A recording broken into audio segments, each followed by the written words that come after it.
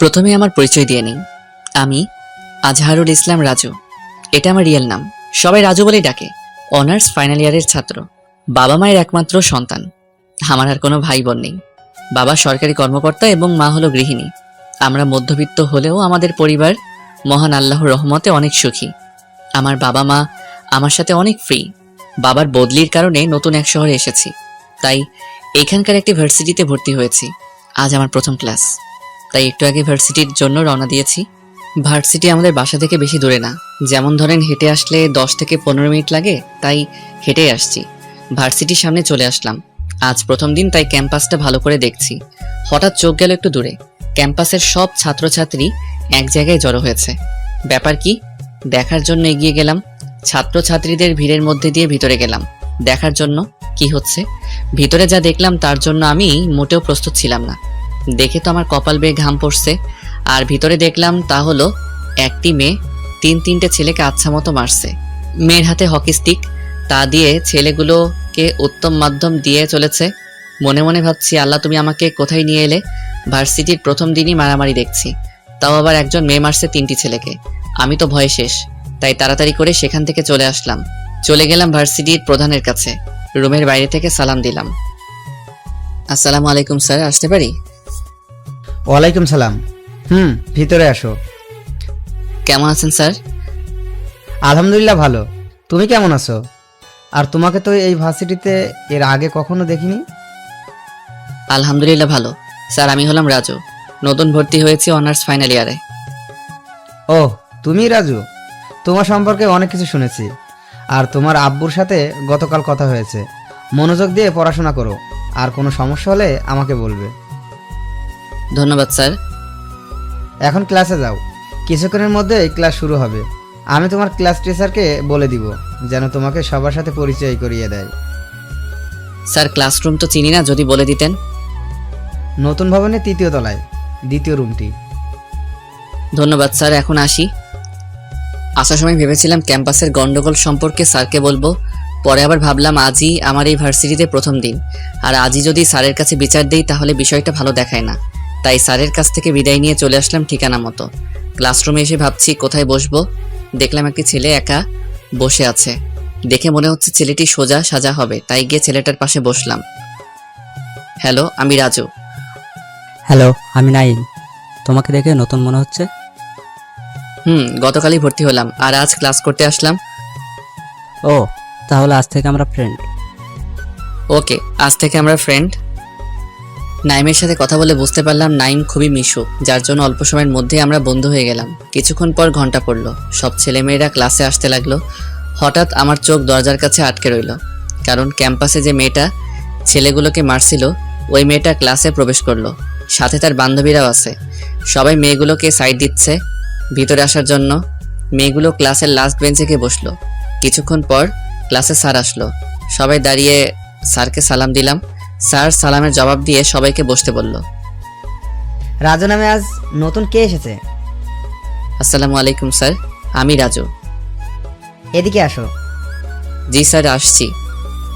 এ হলো রাজু, তোমাদের নতুন বন্ধু, খুবই মেধাবী স্টুডেন্ট। হ্যালো। হ্যালো। যাও, নিজের জায়গায় গিয়ে বসো। চলে আসলাম নিজের জায়গায়। এক এক করে 3টি ক্লাস শেষ করলাম। তারপর টিফিন পিরিয়ড দেওয়া হলো। আমি আর নাইম গিয়ে ক্যান্টিনে বসলাম। দেখলাম গুন্নি মেয়েগুলো বসে আড্ডা দিচ্ছে। কি খাবি বল? দুজন এতক্ষণে বেস্ট ফ্রেন্ডের মতো হয়ে গিয়েছি, তাই এখন দুজন দুজনকে তুই করেই বলি। তোর যা খেতে ইচ্ছা অর্ডার কর, আজ আমি বিল দিব যা, তবে আগামীকাল কিন্তু তোর দিতে হবে। নাইম খাবার অর্ডার করলো। আমরা দুজনে মিলে খেয়ে বিল দিয়ে চলে আসলাম বাকি ক্লাসগুলো করতে। যথাক্রমে বাকি ক্লাসগুলো শেষ করলাম। ক্লাস শেষে রুম থেকে বেরিয়ে আসলাম আমি আর নাইম। দুজন ক্যাম্পাসে হাঁটছি। হঠাৎ কিসের সাথে যেন আমার পা আটকে গেল। আমি নিজেকে না সামলাতে পেরে পড়ে গেলাম। পরে অনুভব করলাম আমি মাটিতে পড়িনি, কারো উপরে পড়েছি। হঠাৎ কারো চিৎকার শুনতে পেলাম। আমি যার উপরে পড়েছি সে চেঁচিয়ে উঠল। গলার আওয়াজ শুনে বুঝলাম এটা মেয়ে। আমি তো সঙ্গে সঙ্গে উঠে দাঁড়ালাম। আমার সাথে সাথে মেয়েটি উঠে দাঁড়ালো। যেই আমি মেয়েটিকে সরি বলতে যাব, তখন তার মুখের দিকে তাকালাম। মেয়েকে দেখে তো আমার পায়ের নিচ থেকে মাটি সরে গিয়েছে, কারণ মেয়েটি আর কেউ না, সকালের গুন্ডি মেয়েটা। আল্লাহই জানে এই মেয়ে আমাকে কি করবে। মেয়েটি কিছু বলার আগেই সরি আপু, আমি জেনে বুঝে আপনার উপরে পড়িনি। বলেই দিলাম এক দৌড়। আমাকে আর কে ধরে? এক দৌড়ে বাসার নিচে চলে আসলাম। বাসায় যাওয়ার আগে আবার রাস্তায় আসলাম। চারিদিকে উকি দিয়ে দেখলাম না, মেয়েটি আমার পিছনে আসেনি। সুস্থির এক নিঃশ্বাস ছাড়লাম। এইবারের মতো না হয় বেঁচে গেলাম, কিন্তু আগামীকাল আমার কি হবে? আল্লাহ আমাকে ওই গুন্ডিমের হাত থেকে রক্ষা করো। বাসায় গিয়ে কলিং বেল বাজালাম। আম্মু এসে দরজা খুলে দিল। কি রে রাজু, তোকে এমন দেখাচ্ছে কেন? না আম্মু, কিছু হয়নি। দেখো না রাস্তায় কি রোদ, তাই এমন লাগছে। আচ্ছা, এখন ভিতরে আয়। চলে গেলাম আমার রুমে, ব্যাগটা রেখে বাথরুমে ঢুকলাম। তারপর মাথার উপর ঝর্ণাটা ছেড়ে দিলাম। আমার মনে হচ্ছে এখন আমার শরীর কাঁপছে। অনেকক্ষণ ধরে গোসল করে বেরিয়ে আসলাম। তারপর খাওয়া দাওয়া করে ঘুমানোর চেষ্টা করছি, কিন্তু চিন্তায় আমার ঘুম আসছে না। অনেক চেষ্টা করে ঘুমালাম, ঘুম ভাঙলো আম্মুর ডাকে। আর কত ঘুমাবি, এবার উঠে পড়। কয়টা বাজে?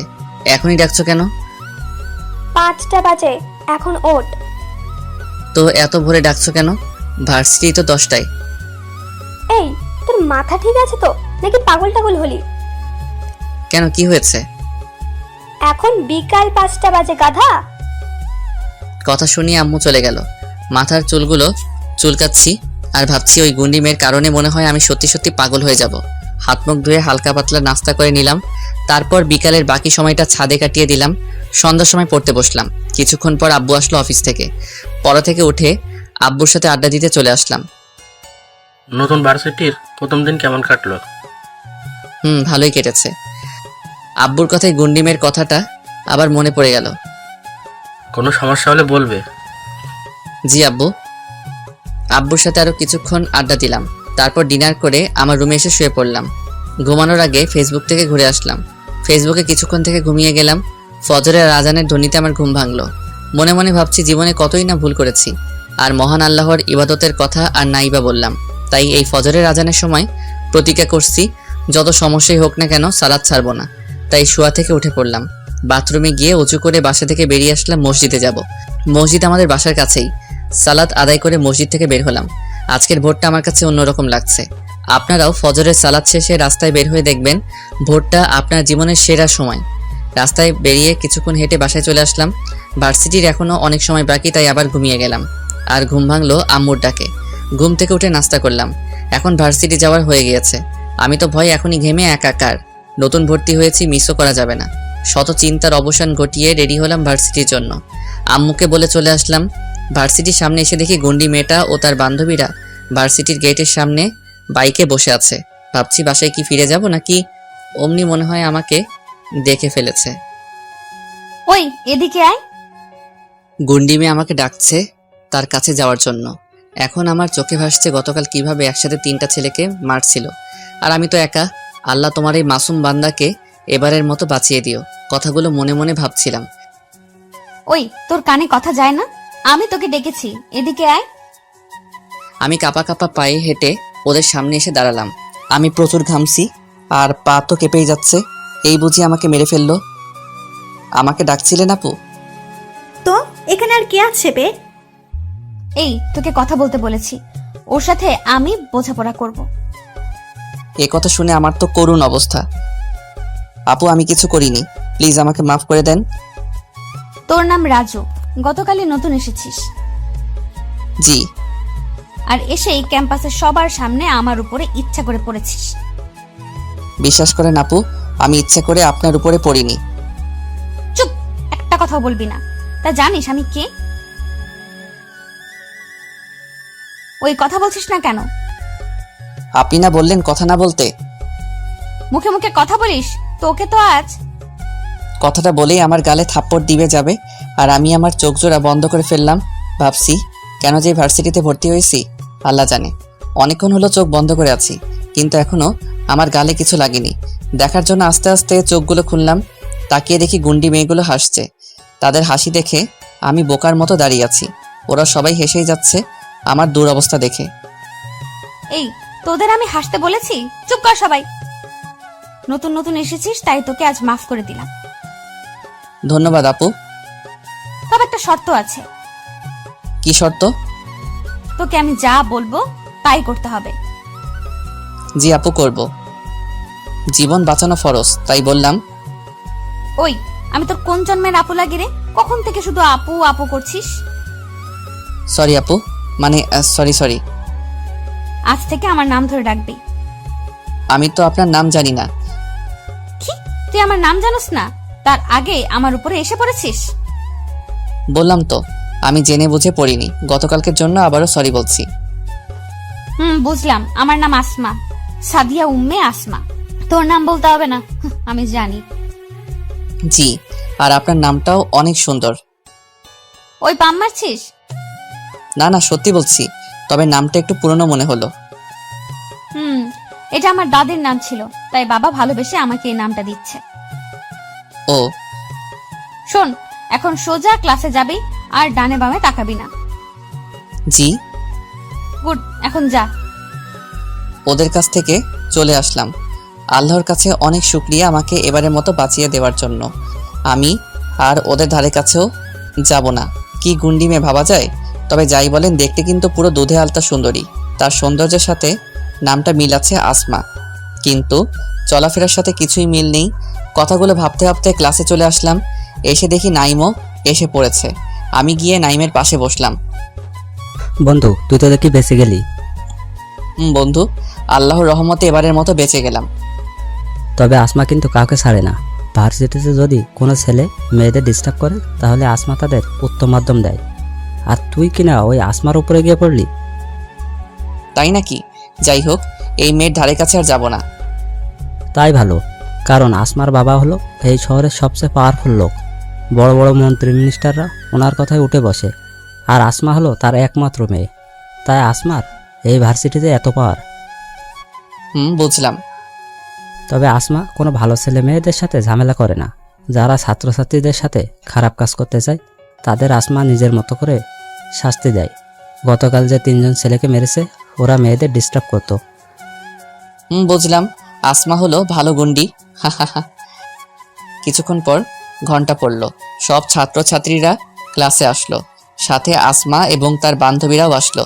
যাওয়ার সময় আমার দিকে তাকিয়েছিল। আসমার তাকানো দেখে আমি অন্যদিকে মুখ ফিরিয়ে নিলাম। বলা তো যায় না, আবার কি করে বসে। আসমা গিয়ে ওদের জায়গায় গিয়ে বসলো। তারপর ক্লাস শুরু হলো। এক এক করে 3টে ক্লাস শেষ করলাম। লক্ষ্য করে দেখলাম আসমা একটা ক্লাসও মন দিয়ে করেনি। টিফিন পিরিয়ডে সবাই বাইরে চলে গেল, কিন্তু আমি আর নাইম এখনো যাইনি। চল ক্যান্টিনে যাই, আজ আমি তোকে খাওয়াবো। না ভাই, তুই যা, আমি আজ কিছু খাবো না। কেন, কি হয়েছে? আমার ভালো লাগছে না, তুই গিয়ে খেয়ে আয়। ওকে, তাই থাক, আমি যাই।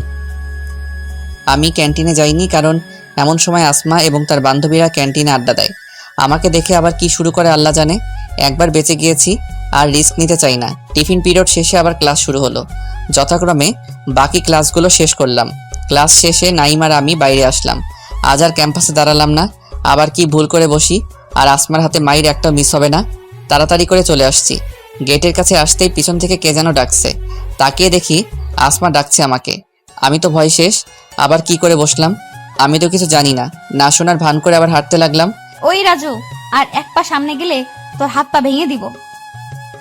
আসমার কথা শুনে আমি সেখানেই থমকে দাঁড়ালাম। আল্লাহই জানে আমার সাথে এখন কি করে। আসমা এবং তার বান্ধবীরা আমার কাছে আসলো। ওই, তুই আমার কথা শুনতে পাস না? আপনি আমাকে ডাকছিলেন নাকি? তুই আমার সাথে ফাজলামি করিস? তোর সাহস তো কম না। আমি আসলেই। নীলা আর সাইমা, তোরা বাসায় চলে যা। আর নাইম, তুইও যা। আমি আর রাজু পরে আসছি। কোথায় যাবি দুজনে? তোদের না জানলেও চলবে, তোরা বাসায় যা। ওরা সবাই চলে গেল, আর আমি গাধার মতো দাঁড়িয়ে এতক্ষণ ওদের কথা শুনছিলাম। ওই দিকটায় চল। বিশ্বাস করেন, আমি কিছু করিনি। আমি কি বলেছি তুই কিছু করেছিস? তাহলে আমাকে কেন ধরে নিয়ে যাচ্ছেন? এত পেঁচাল বাদ দিয়ে আমার সাথে চল তো। আসমা আমার হাত ধরে টানতে টানতে নিয়ে যাচ্ছে। ক্যাম্পাসের এক কোণে কিছু গাছপালা আছে এবং বসার জন্য জায়গা আছে। দেখলাম এখানে ছাত্রছাত্রীরা জোড়ায় জোড়ায় বসে আছে। আসমাকে সেখানে দেখে সবাই চলে যাচ্ছে। আমি শুধু অবাক হয়ে দেখছি ছাত্রছাত্রীরা আসমাকে কত ভয় পায়। আসমা আমাকে একটা গাছের নিচে বসালো। আমি বাসায় যাব। ওই, আমার সাথে বাচ্চামো ভাব করবি না, বলে দিলাম। তাহলে আমাকে ধরে এনেছেন কেন? তুই সকালে আমাকে কি বলেছিলি? কি বলেছিলাম? তুই বলেছিলি আমি যা বলবো তুই তাই করবি। প্লিজ আমাকে ছেড়ে দেন। তোমার প্রথম কাজ হলো এখন থেকে আমাকে আর আপনি আপনি করে বলবে না, কেমন? এই প্রথম আমাকে তুমি করে বললো। সবাই তো দেখি আপনাকে আপনি করে বলে, তাহলে আমি কেন তুমি বলতে যাব? কারণ আমি বলতে বলেছি তাই। আচ্ছা বলবো, এখন আমি বাসায় যাই। কি শুধু শুধু কখন থেকে বাসায় যাব করছো? বাসায় কি নতুন বউ রেখে এসেছো নাকি? সরি, আর বলবো না। গুড। এখন চলো, আমাকে ফুচকা খাওয়াবে। আমি কেন আপনাকে ফুচকা খাওয়াবো? কি এত বড় কথা? তোকে তো আজ। আসমা আমার চুল ধরে জোরে জোরে ঝাঁকড়াতে লাগলো আর চেঁচামেচি করছে। প্লিজ আমাকে ছেড়ে দেন, আর বলবো না। তুই আমায় আবার আপনি করে বলছিস? তুই আছিস। আরো জোরে জোরে ঝাঁকড়াতে লাগলো।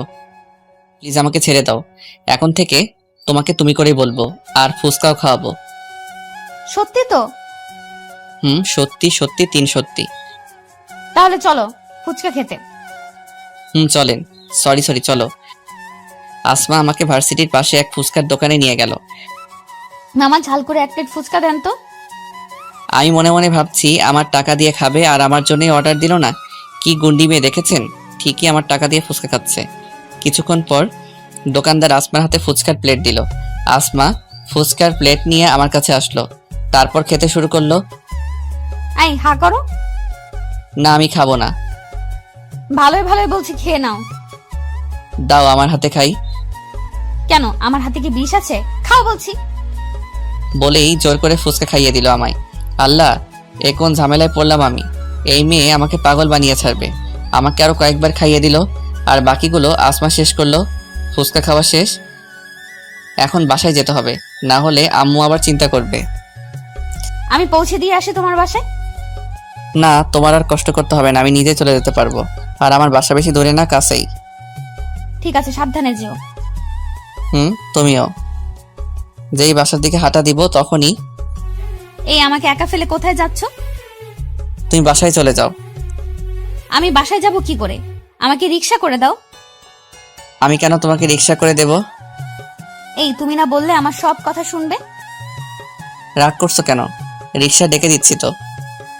কি আর করার, সবই আমার কপাল।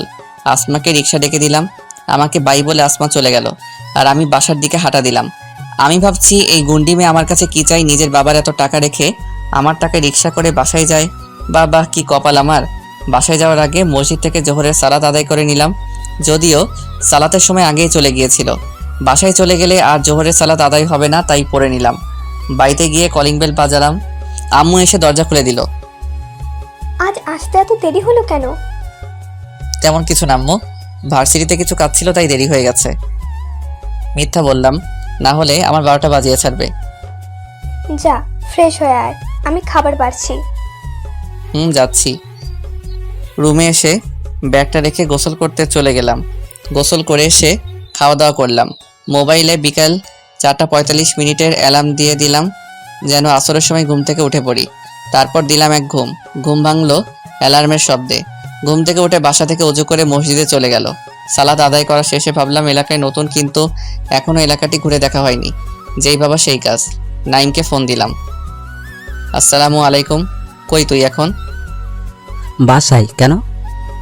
5 মিনিটের মধ্যে আমাদের ভার্সিটি গেটের সামনে আয়। কেন, কি হয়েছে? এত প্রশ্ন করছিস কেন? আসতে বলছি, আয়। আচ্ছা তুই দাঁড়া, আমি আসছি। প্রায় 15 থেকে 20 মিনিট পর নাইম আসলো। কেন ডাকলি বল। এলাকায় নতুন এসেছি, তাই আজ সবকিছু ঘুরে দেখবো, আর আমি কিছুই চিনি না, তাই তোকে ডাকলাম। এই কথা তো ফোনেও বলতে পারতি, তাহলে এত দৌড়ে আসতে হতো না। এমনিতেই 20 মিনিট লাগছে, এখন চল। দুজনে মিলে পুরো এলাকা ঘুরে ঘুরে দেখলাম। আমাদের ভার্সিটি কিছুটা দূরেই দেখলাম সুন্দর একটি পার্ক আছে। ভালোই হলো, মাঝে মাঝে আসা যাবে।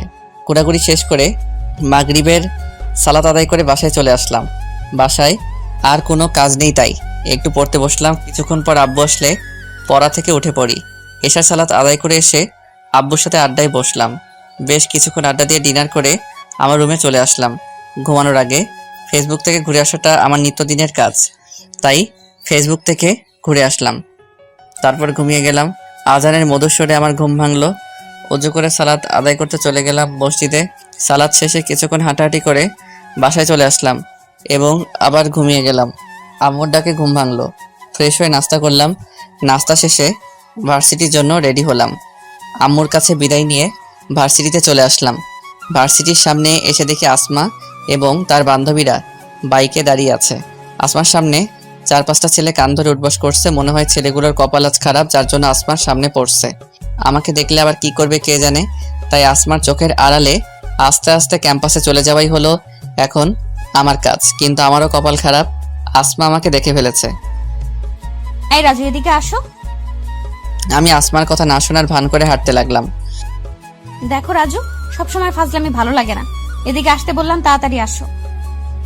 ও সরি, তুমি ডাকছিলে? এখন বলো, কিছু বলবে? আমার থেকে এড়িয়ে এড়িয়ে থাকো কেন? কই, এই যে তুমি ডাকলে আর আমি চলে আসলাম। বুঝি বুঝি। কেমন আছো? এতক্ষণ ভালোই ছিলাম। মানে আমি ভালোই আছি। তুমি কেমন আছো? ভালো আছি। এদের এই অবস্থা কেন? আর বলো না, শয়তানগুলোর কত বড় সাহস ভার্সিটির মেয়েদের ডিস্টার্ব করে। একটাকেও ছাড়বো না। ও, ভালো করেছো। ওই থামবি না? উদ্বোস করতে থাক, থামলেই আবার প্রথম থেকে করতে হবে। এইবারের মতো আমাদের মাফ করে দেন। জীবনে আর কখনো মেয়েদের ডিস্টার্ব করব না। চুপচাপ কাজ চালিয়ে যা, একদম কথা বলবি না। ভাইয়া, ভাবিকে বলেন না এবারের মতো মাফ করে দিতে। আমি তো ছেলেদের কথা শুনে রীতিমতো অবাক। ছেলেগুলো বলে কি, আসমা আমার দিকে কেমন করে যেন তাকিয়ে আছে। নীলা আর সাইমাও আমার দিকে তাকিয়ে আছে। ওই, তোদের মাথা খারাপ হয়েছে? কি সব আবল তাবল কথা বলছিস? তোদের শাস্তি আরো বেড়ে গেল। এখন থেকে একপাশে উঠবস করবি। সরি ভাই, বুঝতে পারি নাই। প্লিজ মাফ করে দেন। যা, তোদের মাফ করে দিলাম। তবে আর যেন কখনো মেয়েদের ডিস্টার্ব করতে না দেখি। তাহলে কি করব বুঝতেই পারছিস। জি, আর কখনো মেয়েদের ডিস্টার্ব করব না। কি বলছো? ওদের মাফ করে দিচ্ছ কেন? শুনোনি কি সব উল্টাপাল্টা কথা বলছিল? ওই, এখনো দাঁড়িয়ে আছিস কেন? তোদের যেতে বলছি না? আসমার কথা শুনে ছেলেগুলো চলে গেল। ছেলেগুলোকে যেতে দিলে কেন? যেতে দিয়েছি, বেশ করেছি। এখন ক্লাসে চলো তো। আমাকে আর কথা না বলতে দিয়ে ক্লাসে নিয়ে গেল। আসমা এবং তার বান্ধবীরা তাদের জায়গায় গিয়ে বসলো। ক্লাসে গিয়ে দেখি এখনো নাইম আসে নাই, তাই নাইমকে ফোন দিলাম। হ্যালো, কোথায় তুই? বন্ধু, আমি আজ আসতে পারবো না, একটা কাজে আটকে গিয়েছি, তুই ক্লাস কর। আচ্ছা। ফোন কেটে দিলাম। একা একা বসে আছি, ভালো লাগছে না। কিছুক্ষণ পর আমার কাঁধে কেউ হাত রাখলো। তাকিয়ে দেখি আমাদেরই ক্লাসের এক মেয়ে। হ্যালো, আমি লিজা, আপনার পাশে বসতে পারি? হ্যালো, আমি রাজু। কিন্তু আমাকে পুরো কথা বলতে না দিয়ে মেয়েটা আমার পাশে বসে পড়ল। আজ আপনার বন্ধু আসেনি? না, কি আর করবো, লিজার সাথে বসে থাকলাম। আমাদের কথার মাঝে আসমা এসে উপস্থিত হলো। এই মেয়ে, এখান থেকে উঠে অন্য কোথাও গিয়ে বস। কেন, এখানে বসলে সমস্যা কি? ভালোই ভালোই বলছি, এখান থেকে সরে যা। তুই ভালো করে জানিস আমি কি করতে পারি। আসমার ভয় লিজা অন্য জায়গায় গিয়ে বসলো, আর আমি এতক্ষণ দুজনের কথা শুনছিলাম। আসমা এসে আমার পাশে বসলো। অন্য মেয়েদের সাথে তো দেখি ভালোই মিষ্টি মিষ্টি কথা বলতে পারিস, আমার সাথে তো এইভাবে কথা বলিস না। কি বলছো এসব? তুই আমার সাথে কথা বলবি না। আরে রাগ করছো কেন? বললাম না কথা না বলতে। আমি আর আসমার সাথে কোনো কথা বললাম না। রাগ করলে করুক, তাতে আমার কি। আর এখানে রাগ করার কি আছে তা বুঝলাম না। কিছুক্ষণ পর ক্লাস শুরু হলো। আসমা মন খারাপ করে আমার পাশেই বসে ক্লাস করছে। ক্লাসের অনেকেই আমাদের দুজনকে একসাথে বসে দেখে অবাক হয়েছে।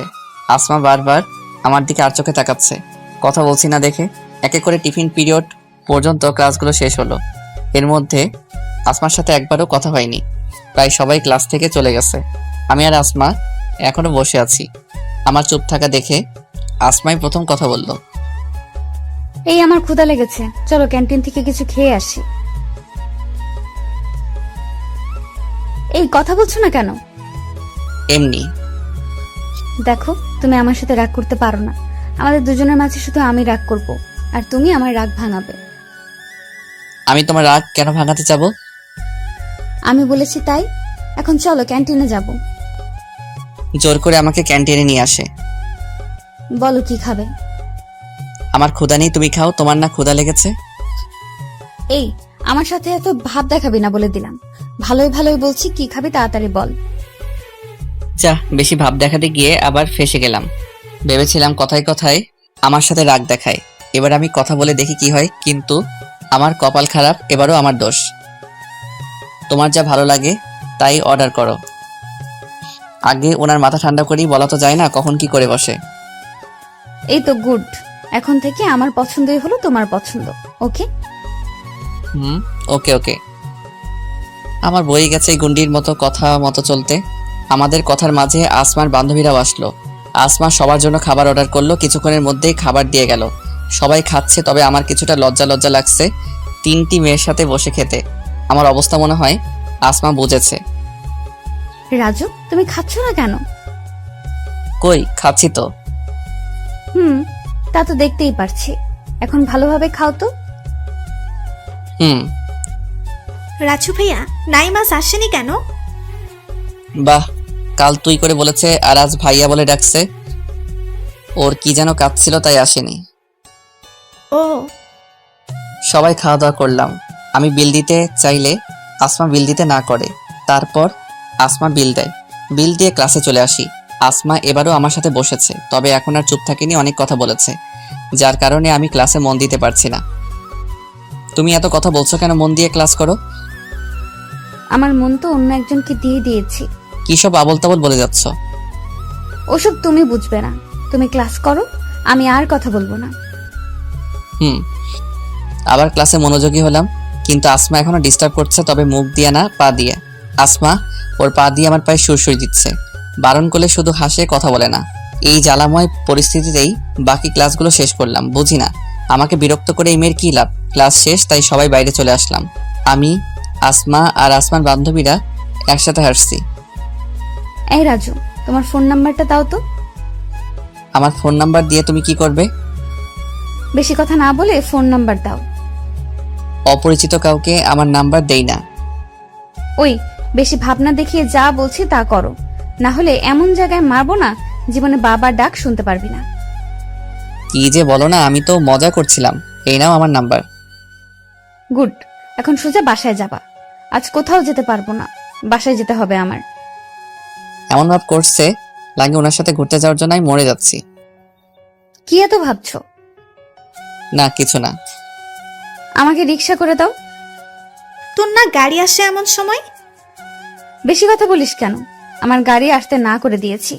গাড়িতে যেতে আর ভালো লাগে না, তাই রিক্সা দিয়ে যাব। রিক্সা করে যাও ভালো কথা, কিন্তু আমি তোমাকে কেন রিক্সা করে দিব? কারণ আমি বলেছি দিতে, তাই দিতে হবে। তাহলে অন্য কাউকে বলো।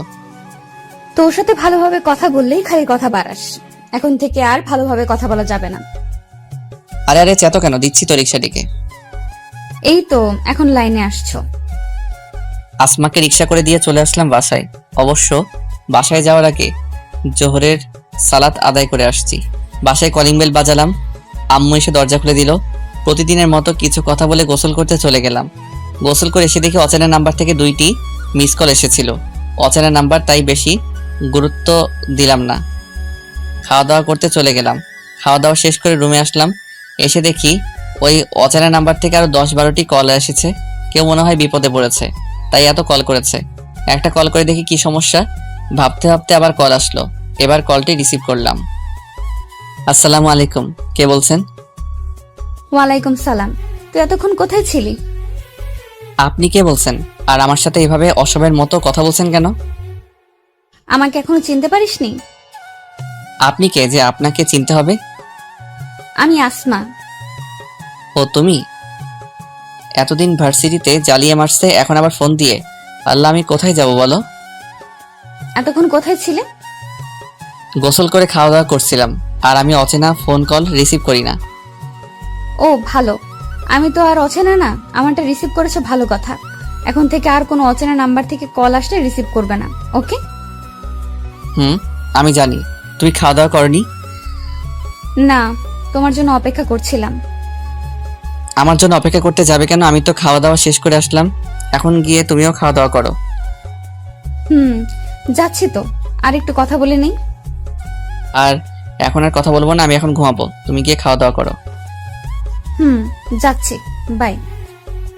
আমিও ঘুমিয়ে গেলাম। ঘুম ভাঙলো আসরের নামাজ শুনে। ঘুম থেকে উঠে অজু করে সালাত আদায় করতে চলে গেলাম মসজিদে। সালাত শেষে রাস্তায় হাঁটছি, অমনি আসমা আবার ফোন করলো। আসসালামু আলাইকুম। ওয়ালাইকুম সালাম, কি করো? রাস্তায় হাঁটছি কেন? এমনি জিজ্ঞেস করলাম। ঘুম থেকে উঠলে কখন? এই তো কিছুক্ষণ আগে। ও, এই তুমি তো এই শহরে নতুন, চলো কোথাও থেকে ঘুরে আসি। না, আমি নাইমের সাথে সবকিছু ঘুরে দেখেছি। তাহলে এমনি চলো ঘুরে আসি। আজ যাওয়া যাবে না, আমার কিছু কাজ আছে। ও, বাই, পরে আবার কথা হবে। আসমাকে আর কিছু বলতে না দিয়ে ফোন কেটে দিলাম। তারপর এলাকায় ঘোরাঘুরি করে মাগরিবের সালাত আদায় করে বাসায় চলে আসলাম। আজ আর পড়তে বসিনি, বেশি ভালো লাগছিল না। বাসায় টিভি দেখে সময় পার করছি। তারপর এশার সালাত আদায় করে এসে দেখি আব্বু অফিস থেকে ফিরেছে। আব্বুর সাথে কিছুক্ষণ আড্ডা দিয়ে ডিনার করে আমার রুমে চলে আসলাম। শুয়ে শুয়ে ফেসবুক চালাচ্ছি, এমন সময় আসমা আবারও ফোন দিল। কথা বলার ইচ্ছা না থাকা সত্ত্বেও কথা বলতে হয়, না হলে ভার্সিটিতে গেলে কি করবে আল্লাহ জানে আর আসমা জানে, তাই ফোন ধরলাম। Hello, hello. কি করো? শুয়ে আছি, তুমি? সেম, খাওয়া দাওয়া করেছো? তুমি খাওয়া দাওয়া করেছো? খেয়েছি। মেয়েদের সাথে ফোনে কথা বলা আমার অভ্যাস নেই, যা হয় হালকা পাতলা মেসেঞ্জারে, তাই ফোন আলাপ ভালো করে দিতে পারলাম না, অল্পতেই শেষ করে দিলাম। আসমার সাথে আরো কিছুক্ষণ কথা বলে ঘুমিয়ে গেলাম। ঘুম ভাঙলো প্রতিদিনের মতো মধুর সুরে ধেয়ে আসা আজানে।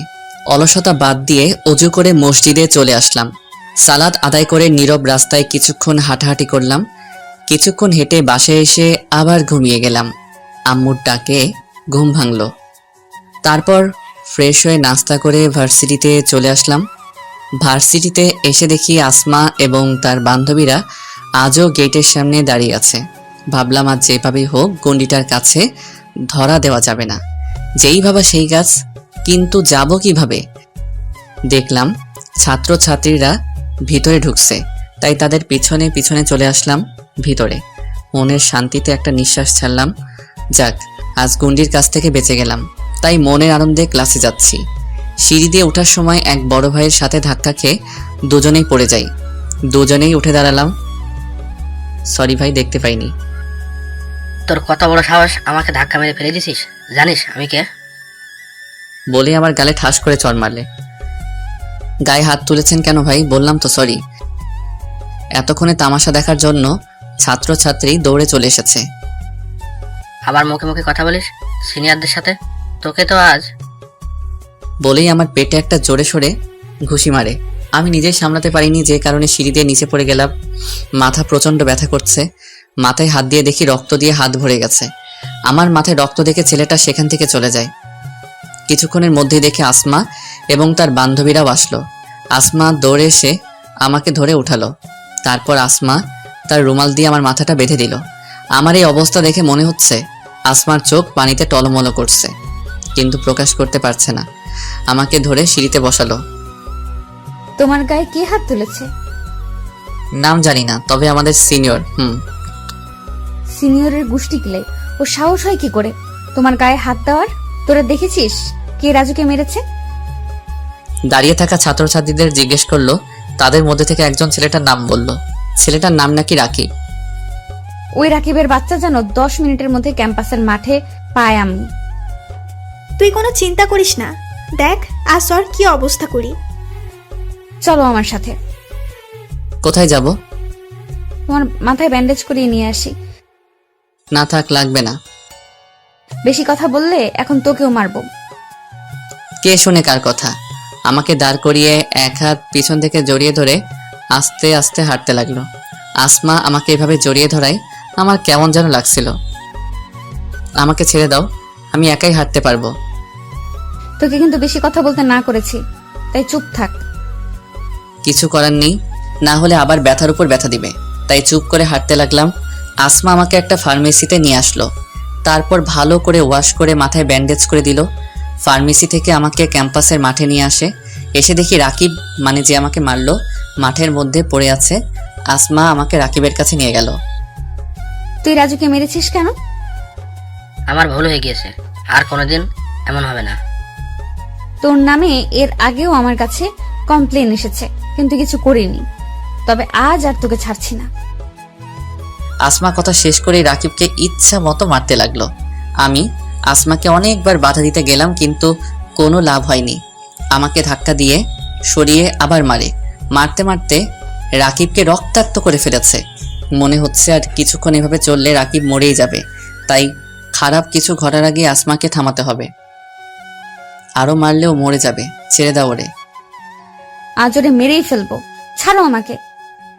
প্লিজ আসমা, ওরে ছেড়ে দাও। দেখ, তুই যারা মেরেছিস সেই তোরে বাঁচালো, না হলে আজ তোকেই মেরে ফেলতাম।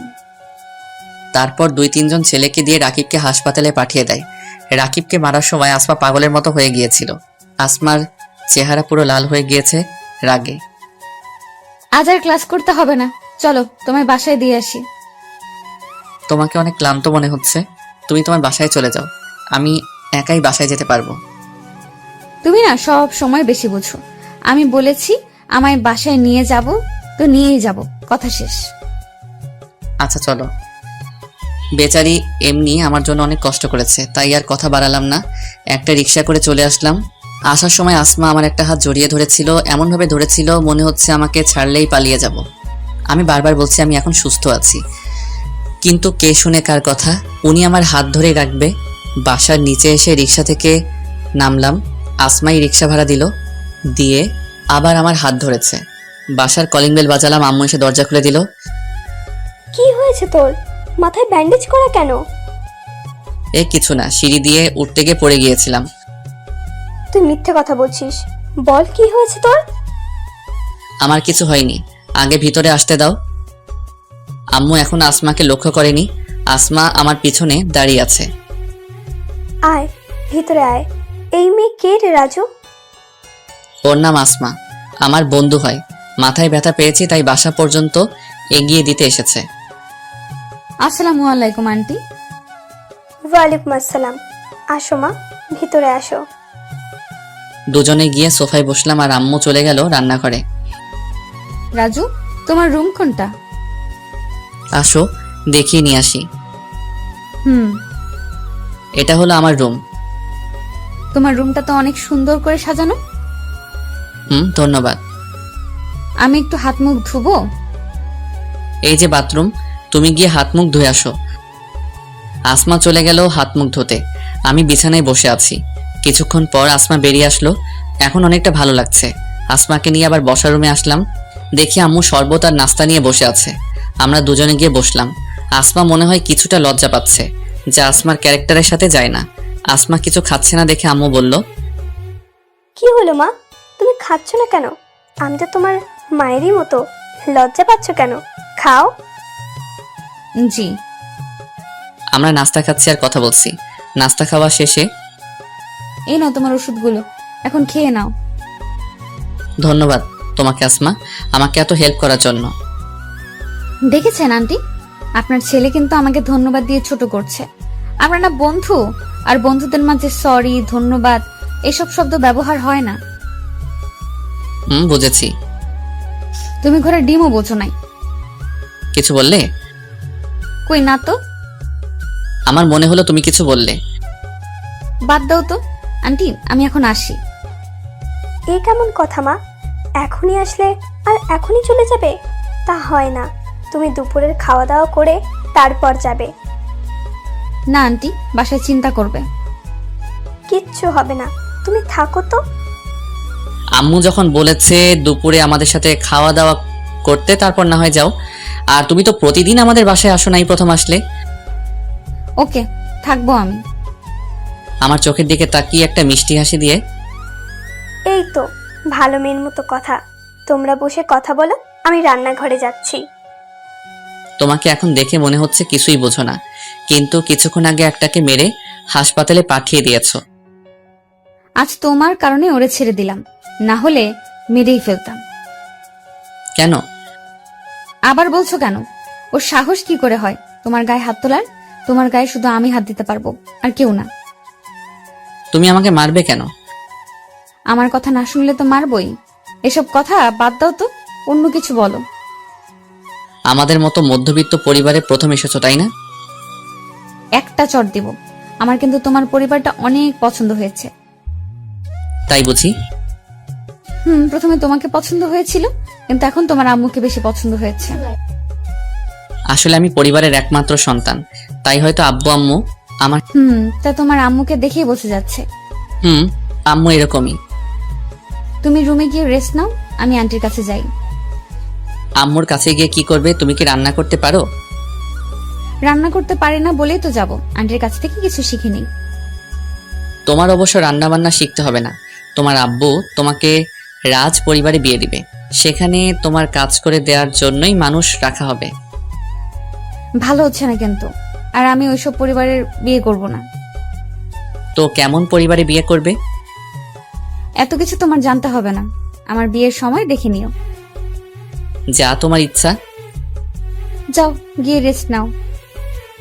আসমা চলে গেল আম্মুর কাছে, আর আমি আমার রুমে এসে শুয়ে আছি। কখন যে ঘুমিয়ে যাই বুঝতে পারিনি। ঘুম ভাঙলো কারো স্পর্শে। ঘুম ঘুম চোখে তাকিয়ে দেখি আসমা আমার মাথার কাছে বসে আছে, আর আমার মাথায় হাত বুলিয়ে দিচ্ছে। আমি তাড়াতাড়ি করে শোয়া থেকে উঠে বসে পড়লাম। আমাকে হঠাৎ উঠতে দেখে আসমা কিছুটা অপ্রস্তুত হয়ে গিয়েছে। কি হয়েছে তোমার? হঠাৎ এইভাবে উঠে পড়লে কেন? মাথায় ব্যথা পেয়েছো?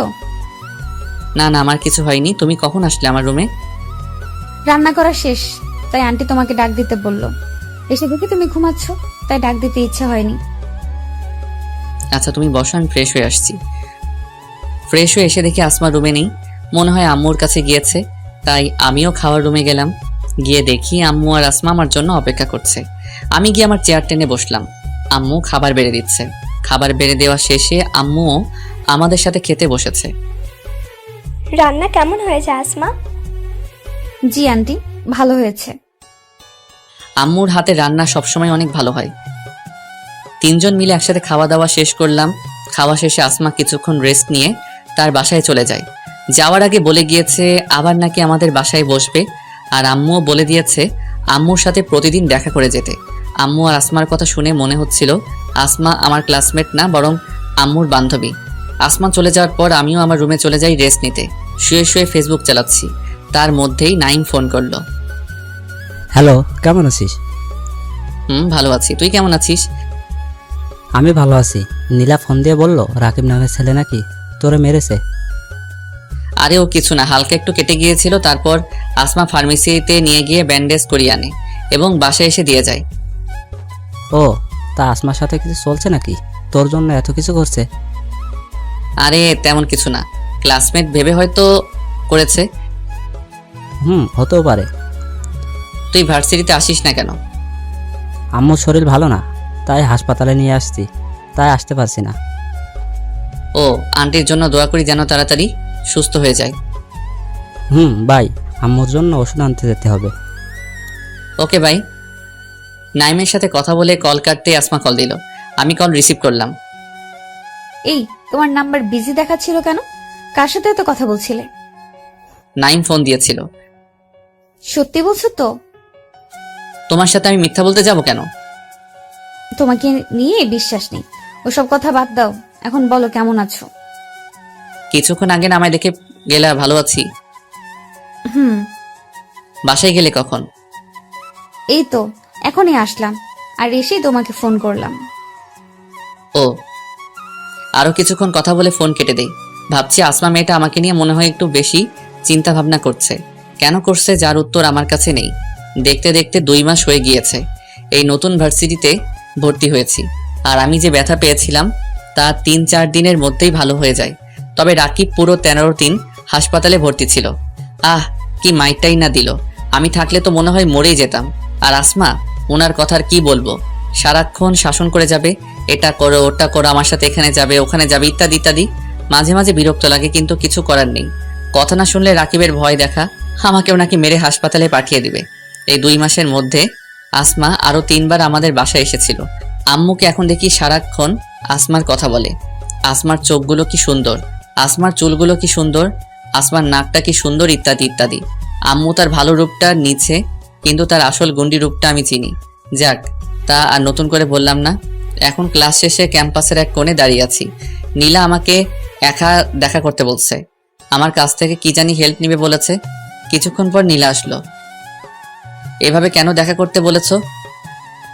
দরকার আছে, আগে কথা দাও আমাকে সাহায্য করবে। আমার সাধ্যমতো হলে অবশ্যই করব।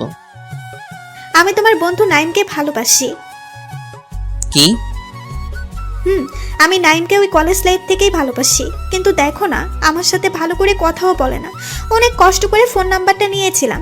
আমি একদিন নাইমকে জিজ্ঞাসা করি, তুমি আমার সাথে কথা বলো না কেন? জানো নাইম কি বলেছিল? কি? বলেছে ওর নাকি আমার সাথে কথা বলতে ভয় করে, তাই আমার সাথে কথা বলে না। এখন যা করার তোমাকেই করতে হবে। আমি কি করব?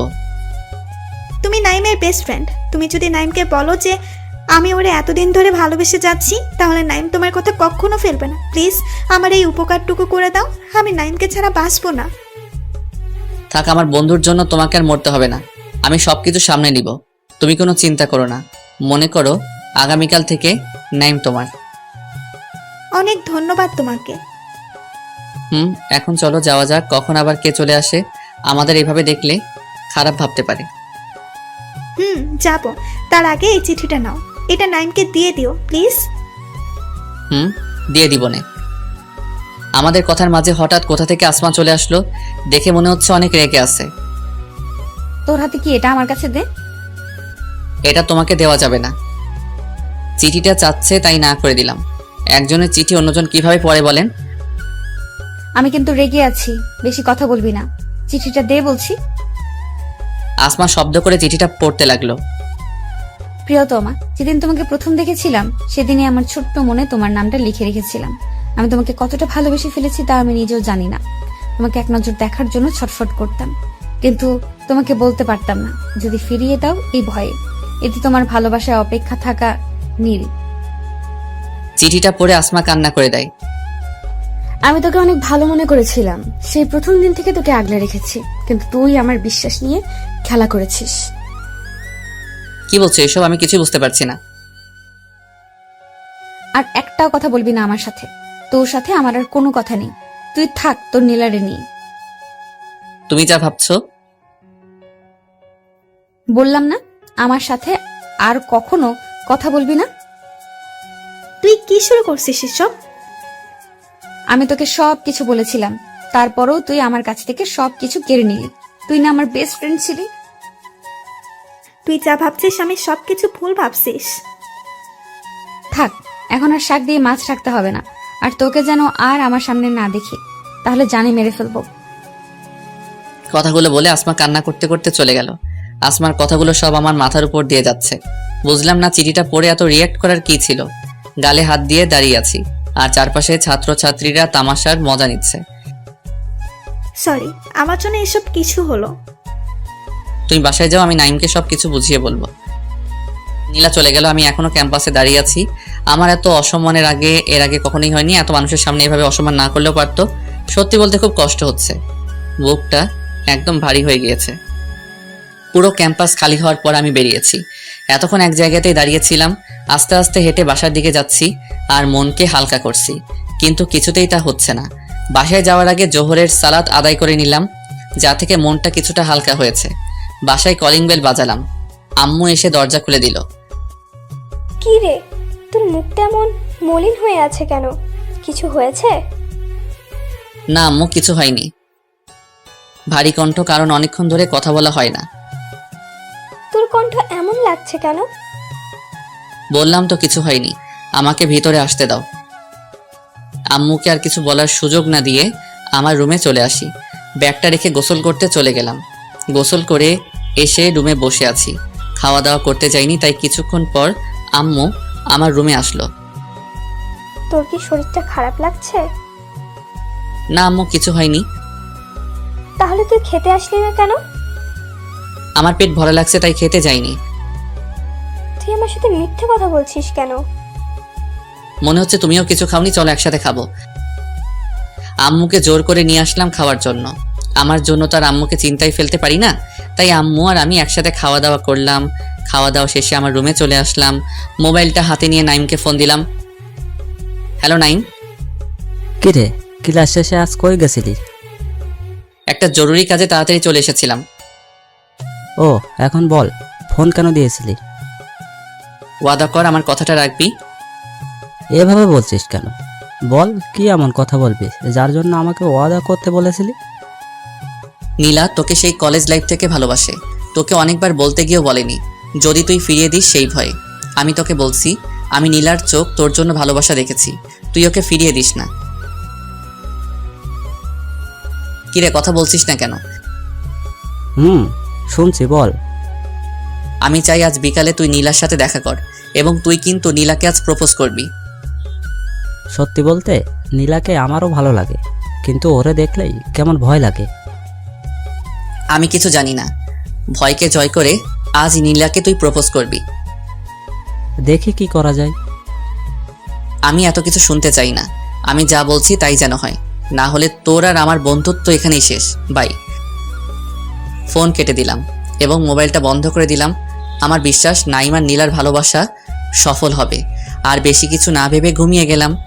রিয়েল লাইফেও আমি এমন, যখন কারোর সাথে ঝগড়া হয় বা মন খারাপ থাকে তখন ঘুমিয়ে যাই, কারণ এ থেকে মাথা ঠান্ডা রাখা যায় এবং যে কোনো ভুল সিদ্ধান্ত থেকে নিজেকে বাঁচানো যায়। আর সেই ব্যক্তি আসল বীর, যে নিজের রাগকে কন্ট্রোল করতে পারে। ঘুম ভাঙলো আসরের আজানে। অজু করে সালাত আদায় করতে মসজিদে চলে আসলাম। সালাত শেষে রাস্তায় আসলাম, ভালো লাগছে না হাঁটতে, তাই আবার বাসায় চলে আসলাম। এসে চলে গেলাম সোজা ছাদে। ছাদে দাঁড়িয়ে আকাশটাকে উপভোগ করতে আমার ভালো লাগে। তবে ভার্সিটির ঘটনাটা আমি এখনো ভুলতে পারছি না। সাধারণ একটা বিষয় নিয়ে আসমার এত বড় রিয়্যাক্ট করার কি ছিল বুঝলাম না। মাগরিবের আজান শুনে ছাদ থেকে নামলাম। মসজিদ থেকে সালাত আদায় করে বাসায় চলে আসলাম। আজ আর পড়তে বসিনি, আর বসলেও মনোযোগ দিতে পারবো না, তাই আম্মুর সাথে বসে আড্ডা দিচ্ছি, যা থেকে মনটা অনেকটা হালকা হয়ে গিয়েছে। মন খারাপ থাকলে কখনো একা একা থাকবেন না, তা থেকে মন খারাপের কথাগুলো বা ঘটনাগুলো আপনার মাথায় বেশি বেশি ঘুরপাক খায়। তাই চেষ্টা করবেন আপনজনের সাথে কথা বলতে, যেমন মা, বাবা, ভাই, বোন বা বেস্ট ফ্রেন্ড ইত্যাদি ইত্যাদি। এশার সালাতের সময় হলে চলে যাই মসজিদে। সালাত শেষে বাসায় এসে দেখি আব্বু চলে এসেছে। আব্বুর সাথে কিছু কথা বলে ডিনার করে আমার রুমে চলে আসলাম। আজ আর ফেসবুকে যাওয়া যাবে না, কারণ মোবাইল বন্ধ করে রেখেছি, তাই শুয়ে পড়লাম। অনেক চেষ্টার পর এখন ঘুমালাম। জানি না প্রতিদিনের মতো আজও ঘুম ভাঙলো আজানের মধুর সুরে।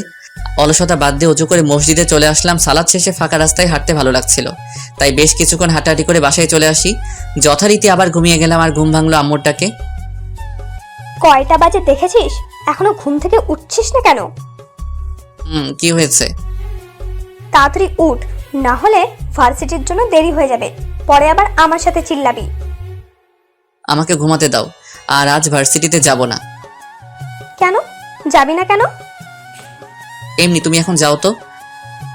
আম্মু চলে গেলে আবার ঘুমিয়ে পড়ি। তারপর যখন ঘুম ভাঙলো উঠে দেখি 11:30টার মতো বেজে গিয়েছে, তাই আর শুয়ে না থেকে ফ্রেশ হতে চলে গেলাম। ফ্রেশ হয়ে এসে নাস্তা করলাম, নাস্তা করে টিভি দেখতে লাগলাম। জোহরের সালাত আদায় করে আর বাসায় যাইনি, বাসায় থাকতে থাকতে বোরিং হয়ে গিয়েছি, তাই একটু ঘুরতে চলে গেলাম, যদিও এখন দুপুর। ঘোরাঘুরি করে বাসায় আসলাম। আসরের সালাত আদায় করে বাসায় এসে আম্মু খেতে দাও, ক্ষুধা লেগেছে। তুই বস, আমি খাবার নিয়ে আসছি। আম্মু আমাকে খাবার বেড়ে দিয়ে আমার পাশের চেয়ার টেনে বসলো। কিছু বলবে আম্মু? তোর কি কিছু হয়েছে? আমার কিছু হতে যাবে কেন? তাহলে বেলা করে ঘুম থেকে উঠছিস, বিকালে খাচ্ছিস দুপুরের খাবার, আর তোর মোবাইল বন্ধ কেন? দুপুরে ফোন দিলাম বন্ধ বলছিল। ও কিছু না, আর মোবাইলের চার্জ শেষ হয়ে গিয়েছিল, তাই বন্ধ হয়ে গিয়েছিল। আম্মু আর কিছু না বলে চলে গেল। খাওয়া দাওয়া শেষ করে রুমে গেলাম। রুমে ভালো লাগছিল না, তাই ভাবলাম গতকালের মতো ছাদে চলে যাই, ভালো লাগতে পারে। যেই বাবা সেই কাজ, চলে আসলাম ছাদে। ছাদের এক কোণে দাঁড়িয়ে আকাশ দেখছি। হঠাৎ মনে হলো ছাদে কেউ এসেছে। ঘুরে দেখবো কে এসেছে, তার আগে পিছন থেকে জড়িয়ে ধরলো। এটা কোন ধরনের অসভ্যতামি? কে আপনি? ছাড়েন আমাকে। এখনো মুখ দেখিনি, তবে বুঝতে পারলাম এটা কোন মেয়ে। এভাবে একজন অচেনা ছেলেকে জড়িয়ে ধরতে আপনার লজ্জা করছে না? আর এখনো ছাড়ছেন না কেন? ছাড়ার জন্য তো আর ধরিনি। কণ্ঠ শুনে আর চিনতে বাকি রইল না কে এই মেয়ে। এ আর কেউ না, আসমা। কিন্তু এখানে কি করছে, আর আমাকেই বা জড়িয়ে ধরে আছে কেন? এক ঝটকায় আসমাকে নিজে থেকে ছাড়িয়ে নিলাম এবং তার দিকে ঘুরে তাকালাম। ছাড়িয়ে নিতেই আবার শক্ত করে জড়িয়ে ধরলো এবার সামনে। কি শক্তি রে বাবা, টেনেও ছাড়াতে পারছি না। ছাড়ো আমাকে। না, ছাড়বো না। আগে বলো, গতকালকের ঘটনার জন্য আমাকে মাফ করে দিয়েছো? আমি তোমাকে মাফ করার কে? তুমি তো কত মানুষকে এভাবে মারো, অপমান করো। অন্য সবাই আর তোমার মধ্যে পার্থক্য আছে। প্লিজ আমাকে মাফ করে দাও। ছাড়ো বলছি, পাশের ছাদের মানুষ দেখলে খারাপ ভাববে। আগে বলো মাফ করেছো? মাফ করেছি। না হয়নি, ভালো করে বলো। ভালো হচ্ছে না কিন্তু। তাহলে আমিও ছাড়বো না। আসমা, আমি গতকালের ঘটনায় কিছু মনে করিনি, তারপরও আমি তোমাকে মাফ করে দিচ্ছি, এখন আমাকে ছাড়ো। আসমা আমাকে ছেড়ে সামনে দাঁড়িয়ে আছে, কোনো কথা বলছে না। আসমার মুখের দিকে তাকিয়ে তো আমি অবাক, কারণ চোখগুলো লাল হয়ে আছে, মনে হচ্ছে অনেক কান্নাকাটি করেছে। মুখটা একদম শুকিয়ে আছে, মনে হয় খাওয়া দাওয়া করেনি। কেন জানি না আসমার এমন অবস্থা দেখে আমার খারাপ লাগছে, তাই আসমার উপর রাগ থাকা সত্ত্বেও জিজ্ঞেস করলাম, তোমার চেহারার এই অবস্থা কেন? তোমার জন্য। আমার জন্য? আমি আবার তোমাকে কি করলাম? উল্টো তুমি তো আমাকে সবার সামনে চড় মারলে। হ্যাঁ, তোমার জন্য তো আমার এই অবস্থা। আমাকে একবার বুঝিয়ে বলবে তুমি ঠিক কি বলতে চাচ্ছ? তুমি কি কিছুই বুঝতে পারছো না? তুমি কিছু না বললে আমি কি করে বুঝবো বলো? তুমি কি জানো গতকাল কেন তোমার সাথে খারাপ ব্যবহার করেছিলাম? না, বলো। আমি মনে করেছিলাম নীলা তোমাকে ভালোবাসে, আর ওই চিঠিটা নীলা তোমাকে দিয়েছে, আর তুমি নীলার সাথে হেসে কথা বলছিলে দেখে মনে হচ্ছিল তুমি নীলাকে একসেপ্ট করে নিয়েছো, তাই তোমার সাথে খারাপ ব্যবহার করেছিলাম। কিন্তু আজ নীলা আর নাইম এসে আমাকে সব বুঝিয়ে বলে যে ওই চিঠিটা ছিল নাইমের জন্য, আর নীলা নাইমকে ভালোবাসে। সবকিছু জানার পর আমি খুশি হব না দুঃখ পাবো ভেবে পাচ্ছিলাম না। খুশি হওয়ার কারণ হলো নীলা তোমাকে না নাইমকে ভালোবাসে, আর দুঃখ ছিল এই কারণে যে তোমার কোনো কথা না শুনেই অমন খারাপ ব্যবহার করেছিলাম। সবটা জানার পর ভাবলাম তোমার কাছে মাফ চেয়ে নিব, কিন্তু তুমি ভার্সিটিতে গেলে না, তাই তোমাকে ফোন দিলাম, কিন্তু তোমার ফোন বন্ধ বলেছে, তাই আর না থাকতে পেরে তোমার কাছে চলে আসলাম। নীলা যদি আমাকে ভালোবাসতো তাহলে তোমার ক্ষতি কি? হ্যাঁ, আমার অনেক বড় ক্ষতি, কারণ আমি তোমাকে ভালোবাসি। কি? আসমার কথা শুনে আমার পায়ের নিচে থেকে যেন মাটি সরে যাচ্ছে। যদিও আমি ছাদে পাকার উপর দাঁড়িয়ে আছি, আসমা এসব কি বলছে? আমার মতো একটা ছেলেকে ভালোবাসে? রাজু প্লিজ আমাকে ফিরিয়ে দিও না, তোমাকে ছাড়া আমি বাঁচবো না।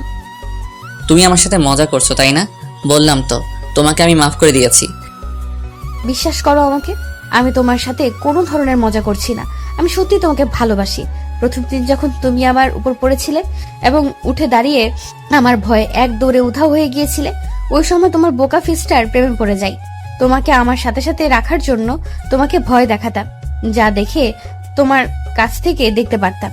যেদিন রাকিব তোমাকে মেরেছিল আমার মনে হচ্ছিল কেউ আমার কলেজায় আঘাত করেছে, যার জন্য রাকিবকে কাছে পেয়ে পাগলের মতো মেরেছিলাম। তোমার মাথায় যখন রক্ত দেখেছিলাম মন চাচ্ছিল তোমাকে একটু শক্ত করে জড়িয়ে ধরি, কিন্তু আমি পারিনি, যদি তুমি আমার কাছ থেকে দূরে চলে যাও। গতকাল যখন নীলাকে এবং তোমাকে একসাথে দেখি আর তোমার হাতের ওই চিঠিটা পড়ি, মনে হচ্ছিল আমার আশা ভালোবাসা সবকিছু নিমেষেই শেষ হয়ে গেল। নিজেকে ধরে রাখতে না পেরে তোমাকে চড় মারি। তোমাকে মেরে কি আমি শান্তিতে ছিলাম নাকি? সারা রাত তোমার জন্য কান্না করেছি। আজ আবার তোমাকে এক পলক দেখার জন্য ভার্সিটিতে আসি, কিন্তু তুমি যাওনি। পরে নীলা আর নাইম এসে আমার ভুল ভাঙালো। বাকিটুকু তো আগেই বললাম, এখনো কি তুমি বলবে আমি তোমাকে ভালোবাসি না? কান্না করতে করতে একদমই কথাগুলো বলল। মানলাম তুমি আমাকে ভালোবাসো, কিন্তু আমি তোমাকে ভালোবাসতে পারবো না। কেন? দেখো, এক নাম্বার হলো তুমি কোটিপতি বাপের একমাত্র মেয়ে, আর আমি একজন মধ্যবিত্ত পরিবারের ছেলে, যার জন্য তোমার বাবা আমাদের সম্পর্ক কোনো দিনও মেনে নেবে না। তাই আগে থেকেই নিজেকে বুঝিয়ে নাও। আর 2 নম্বর হলো তুমি একজন মেয়ে মানুষ হওয়া সত্ত্বেও তোমাকে কোনোদিন পর্দা করে চলাফেরা করতে দেখিনি। তুমি যতই গুন্ডিগিরি করো না কেন, মানুষ তোমাকে সামনে থেকে ভয় পেলেও পিছন থেকে খারাপ নজরে দেখে। তাই আমি তোমাকে ভালোবাসতে পারবো না। তোমাকে পাওয়ার জন্য আমি সব কিছু ছাড়তে রাজি আছি। আমি তোমাকে কথা দিচ্ছি, কাল থেকে পর্দা করে চলাফেরা করবো, 5 ওয়াক্ত সালাত আদায় করবো, কারোর সাথে কোনো প্রকার ঝামেলায় জড়াবো না, সবার সাথে ভালো ব্যবহার করব। আর একটা কথা, বাবাকে তোমার কথা অনেক আগেই আমি বলে দিয়েছি। প্রথমে না করলেও পরে ঠিকই রাজি হয়ে যায়। গতকাল বাবা অনেকবার জিজ্ঞেস করেছিল আমার আর তোমার মাঝে কিছু হয়েছে কিনা, কিন্তু আমি বাবাকে কিছু বলিনি। সবকিছু তোমার মনের মতো হলো। এখন বলো আমাকে ভালোবাসবে? না, এখন আমি তোমাকে ভালোবাসতে পারবো না। ওই তুই কিন্তু এখন বেশি বেশি করে ফেলছিস, বল না আমাকে ভালোবাসবি। এই আবার শুরু হলো, বললাম না তোমার দ্বারা এসব ছাড়া সম্ভব না। তুমি তো আমাকে রাগিয়ে দিচ্ছ। এই সব কিছু মাথা থেকে চেড়ে ফেলে দাও। মাগরিবের আজান দিচ্ছে, নিচে চলো। কিন্তু আমার উত্তর তো পেলাম না। রাখো তোমার উত্তর, আগে নিচে আসো। আসমাকে বাসায় দিয়ে আমি মাগরিবের সালাত আদায় করে আসলাম। বাসায় এসে দেখি আসমা আম্মুর কাছে আমার নামে বিচার দিচ্ছে। জানো আন্টি, ছেলেটা একদমই ভালো না। কেন, কি কি করেছে আমার ছেলে শুনি? তোমার ছেলে মোবাইল বন্ধ করে রেখেছে কেন জিজ্ঞেস করো। ওর মোবাইলে নাকি চার্জ ছিল না। সব মিথ্যা কথা। আমি যদি ফোন করি তাই মোবাইল বন্ধ করে রেখেছে। আসমা যা বলছে তা কি সত্যি? আরে না, আমার মোবাইলে চার্জ ছিল না, তাই বন্ধ হয়ে গিয়েছিল। এখনো মিথ্যা কথা বলছে আন্টি। তোমার ছেলে মোবাইল গতকাল থেকে বন্ধ করে রেখেছে। এত বড় সাহস, আমাকে মিথ্যে কথা বলেছিস? আজ রাতে তোর খাওয়া বন্ধ। প্লিজ আম্মু, এবারের মতো মাফ করে দাও। দেখে মনে হচ্ছে না এটা আমার মা, মনে হচ্ছে আসমার মা লাগে। কেউ নিজের ছেলের সাথে এমন করে বলুন? জানো আন্টি, আমার জন্মের সময় নাকি আমার মা মারা যায়। আমি কোনোদিন বুঝিনি মায়ের ভালোবাসা কি, কিন্তু তোমার আর রাজুর ভালোবাসা দেখে আমার হিংসে হতো। যদি আমারও মা থাকতো। তাই তো আসমার মুখে কোনোদিন ওর মা সম্পর্কে কোনো কথা শুনিনি, শুধু ওর বাবার কথাই বলে। তাহলে সত্যি হলো এই যে আসমার মা নেই। একটা চড় দিব। কে বলেছে তোর মা নেই? আজ থেকে আমি তোর মা। এখন থেকে আমাকে মা বলে ডাকবি। সত্যি? সত্যি। তাহলে তোমার হাতে আমাকে খাইয়ে দাও। গতকাল থেকে আমি কিছুই খাইনি, আমার খুব ক্ষুধা লেগেছে। অবশ্যই আমার হাতে খাইয়ে দিব, কিন্তু তার আগে বল, না খেয়ে আছিস কেন? তোমার ছেলের জন্য। তোমার ছেলের সাথে অভিমান করে কিছু খাইনি। তুই আগে খেয়ে নে, তারপর অভিমান ভাঙার ব্যবস্থা করছি। আম্মু চলে গেল আসমার জন্য খাবার নিয়ে আসতে, আর আসমা ওখান থেকে উঠে এসে আমার পাশে বসলো। দেখলে শাশুড়ি মা কিন্তু আমার দলে। কে তোমার শাশুড়ি? কিছু বোঝো না।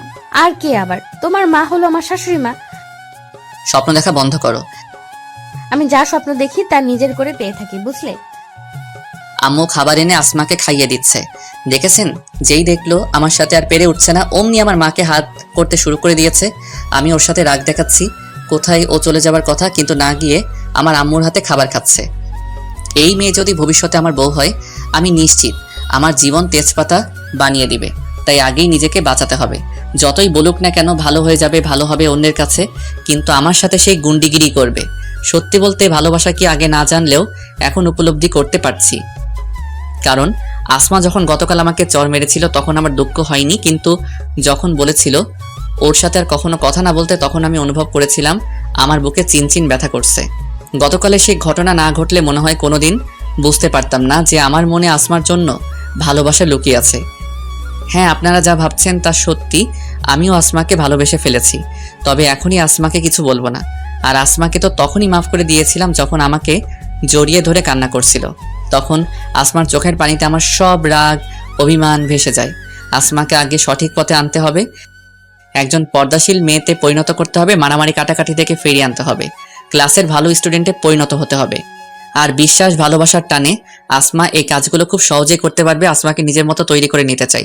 আসমার খাওয়া শেষে আম্মু, এবার আমার বাসায় যেতে হবে। রাজুর আব্বু এখনই চলে আসবে, দেখা করে যা। না, আজ আর না। অনেকক্ষণ হলো বাসা থেকে বেরিয়েছি। অন্য একদিন এসে আঙ্কেলের সাথে জমিয়ে আড্ডা দিব, কেমন? আচ্ছা যা, তোর ইচ্ছা। তোমার ছেলেকে বলো না আমাকে এগিয়ে দিতে। দেখো না, রাত হয়ে গিয়েছে। আমি বলে দিচ্ছি। ওই রাজু, আসমাকে ওর বাসায় দিয়ে আয়। তুমি আসমাকে চিনো না? ওরে এই শহরে সবাই ভয় পায়, একা গেলে আসমার কিছু হবে না। আমার কথা শুনে আসমা চোখ রাঙিয়ে আমার দিকে তাকিয়ে আছে। আমি এত কিছু জানতে চাই না, আমি যা বলছি তাই কর। চলো। চলো, আসি আম্মু। আসমাকে নিয়ে রাস্তায় আসলাম, এসে একটা রিক্সা নিলাম। রিক্সায় উঠে আসমা আমার দিকে চেপে চেপে বসছে বারবার, আর আমি বারবার সরে বসছি। এই, তুমি এত সরে বসছো কেন? পড়ে যাবে তো। তাহলে তুমি এত এদিকে আসছো কেন? আচ্ছা, আমি একটু সরে বসছি, তুমি এদিকে আসো। এবার আমি ঠিকভাবে বসলাম, তবে না করা সত্ত্বেও আসমা আমার হাত ধরে রেখেছিল। বেশি নাও করতে পারি না, কারণ আমারও ভালো লাগছিল। আসমাকে নিয়ে তার বাড়ির সামনে নামলাম। আসমাদের বাড়ি দেখে তো আমি অবাক। এটাকে বাড়ি বললে ভুল হবে, একদম রাজপ্রাসাদের মতো। দাঁড়িয়ে আছো কেন? ভেতরে আসো।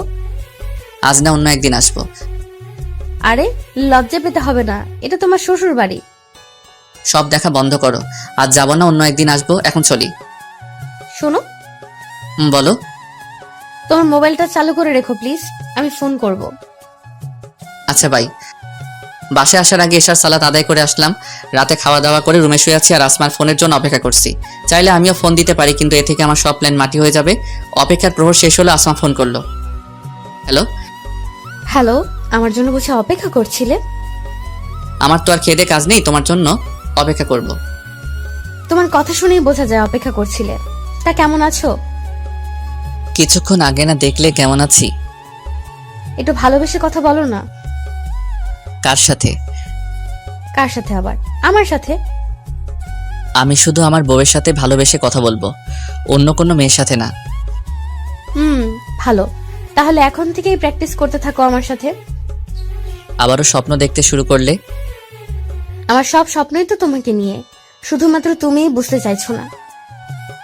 সময় আসলে দেখা যাবে। কি করছো? শুয়ে আছি, তুমি? সেম, আমিও শুয়ে আছি। তাহলে ঘুমিয়ে পড়ো। আর একটু কথা বলে নিই তারপর। আসমার সাথে আরো কিছুক্ষণ কথা বলে ঘুমিয়ে গেলাম। প্রতিদিনের মতো আজও ঘুম ভাঙলো আজানের মধুর সুরে। ফজরের সালাত আদায় করে রাস্তায় হাঁটাহাঁটি করে বাসায় এসে আবার ঘুমিয়ে গেলাম। আম্মুর ডাকে ঘুম থেকে উঠলাম, নাস্তা করে ফ্রেশ হয়ে ভার্সিটিতে চলে আসলাম। এসেই নাইম আর নীলাকে একসাথে দেখলাম। ভালোই তো চলছে দুইজনের মধ্যে। আরে তুই কেমন আছিস? আলহামদুলিল্লাহ ভালো, তুই? আলহামদুলিল্লাহ ভালো। কাল আসলি না কেন? ওইসব কথা বাদ দে, ক্লাসে চল। তুমি আমাকে মাফ করে দাও প্লিজ। আসমা তোমাকে অনেক ভালোবাসে, তাই অমন করেছিল। ওইসব কথা এখন বাদ দাও, ক্লাসে চলো। নীলা আর নাইম আগে আগে হাঁটছে আর আমি পিছনে। এখনো আসমাকে দেখলাম না, তাই চারদিকে উকিঝুঁকি মারছি, দেখি আসমা এসেছে কিনা। ক্লাসে চলে আসলাম, কিন্তু আসমা ক্লাসেও নেই। আমি গিয়ে বেঞ্চে বসলাম, কিন্তু নাইম আমার সাথে না বসে নীলার সাথে বসেছে আর বলল আমার জন্য নাকি সারপ্রাইজ আছে। মন খারাপ করে বসে আছি, এখনো আসমা আসেনি। হঠাৎ আমার পাশে একজন বোরকা পরা মেয়ে এসে বসে পড়ল। এই আপনি এখানে বসেছেন কেন? ওঠেন বলছি। আপনি আসমাকে চিনেন? আপনাকে যদি দেখে আমার পাশে বসেছেন তাহলে আপনাকে ভার্সিটি ছাড়া করবে, না হয় আমাকে মেরে শেষ করে দিবে। ওই আপনি হাসছেন কেন? মেয়েটি হাসতে হাসতে মুখের থেকে বোরকার অংশটা মানে নেকআপটা সরালো। মুখ দেখে তো আমি হাঁ করে আছি। আসলে মেয়েটি অন্য কেউ না, মেয়েটি হলো আসমা। কি জনাব, এবার মুখটা বন্ধ করেন, মাথে যাবে তো। রাতারাতি এত পরিবর্তন কিভাবে শুনি? বলেছি না তোমার জন্য সব কিছু করতে পারি, আর এটা তো সামান্য ব্যাপার। এক রাতের মধ্যে কিভাবে এই পোশাক জোগাড় করলে? তুমি মনে হয় ভুলে গেছো তোমার শ্বশুর মশাই কি করতে পারে। তোমার বাবাকে বলে রাতের মধ্যে এই পোশাক জোগাড় করেছি। ভালো, এখন কিন্তু তোমাকে আগের থেকেও সুন্দর লাগছে। ধন্যবাদ। এবার আমাকে ভালোবাসবে তো? দেখা যাবে। শোনো, এত ভাব নিবে না। ক্যাম্পাসে তো দেখলাম এদিক ওদিক তাকিয়ে আমাকে খুঁজছিলে, আর ক্লাসে এসে মন খারাপ করে বসেছিলে। যখন মনে করলে অচেনা কোনো মেয়ে তোমার পাশে বসেছে, তাকে উঠিয়ে দিতে চাইলে। আমি সব বুঝি, বুঝলে? বুঝো তোমার মাথা। ক্লাসে স্যার চলে আসলে আর কোনো কথা হয়নি, তবে আসমা আমার পাশেই বসেছিল।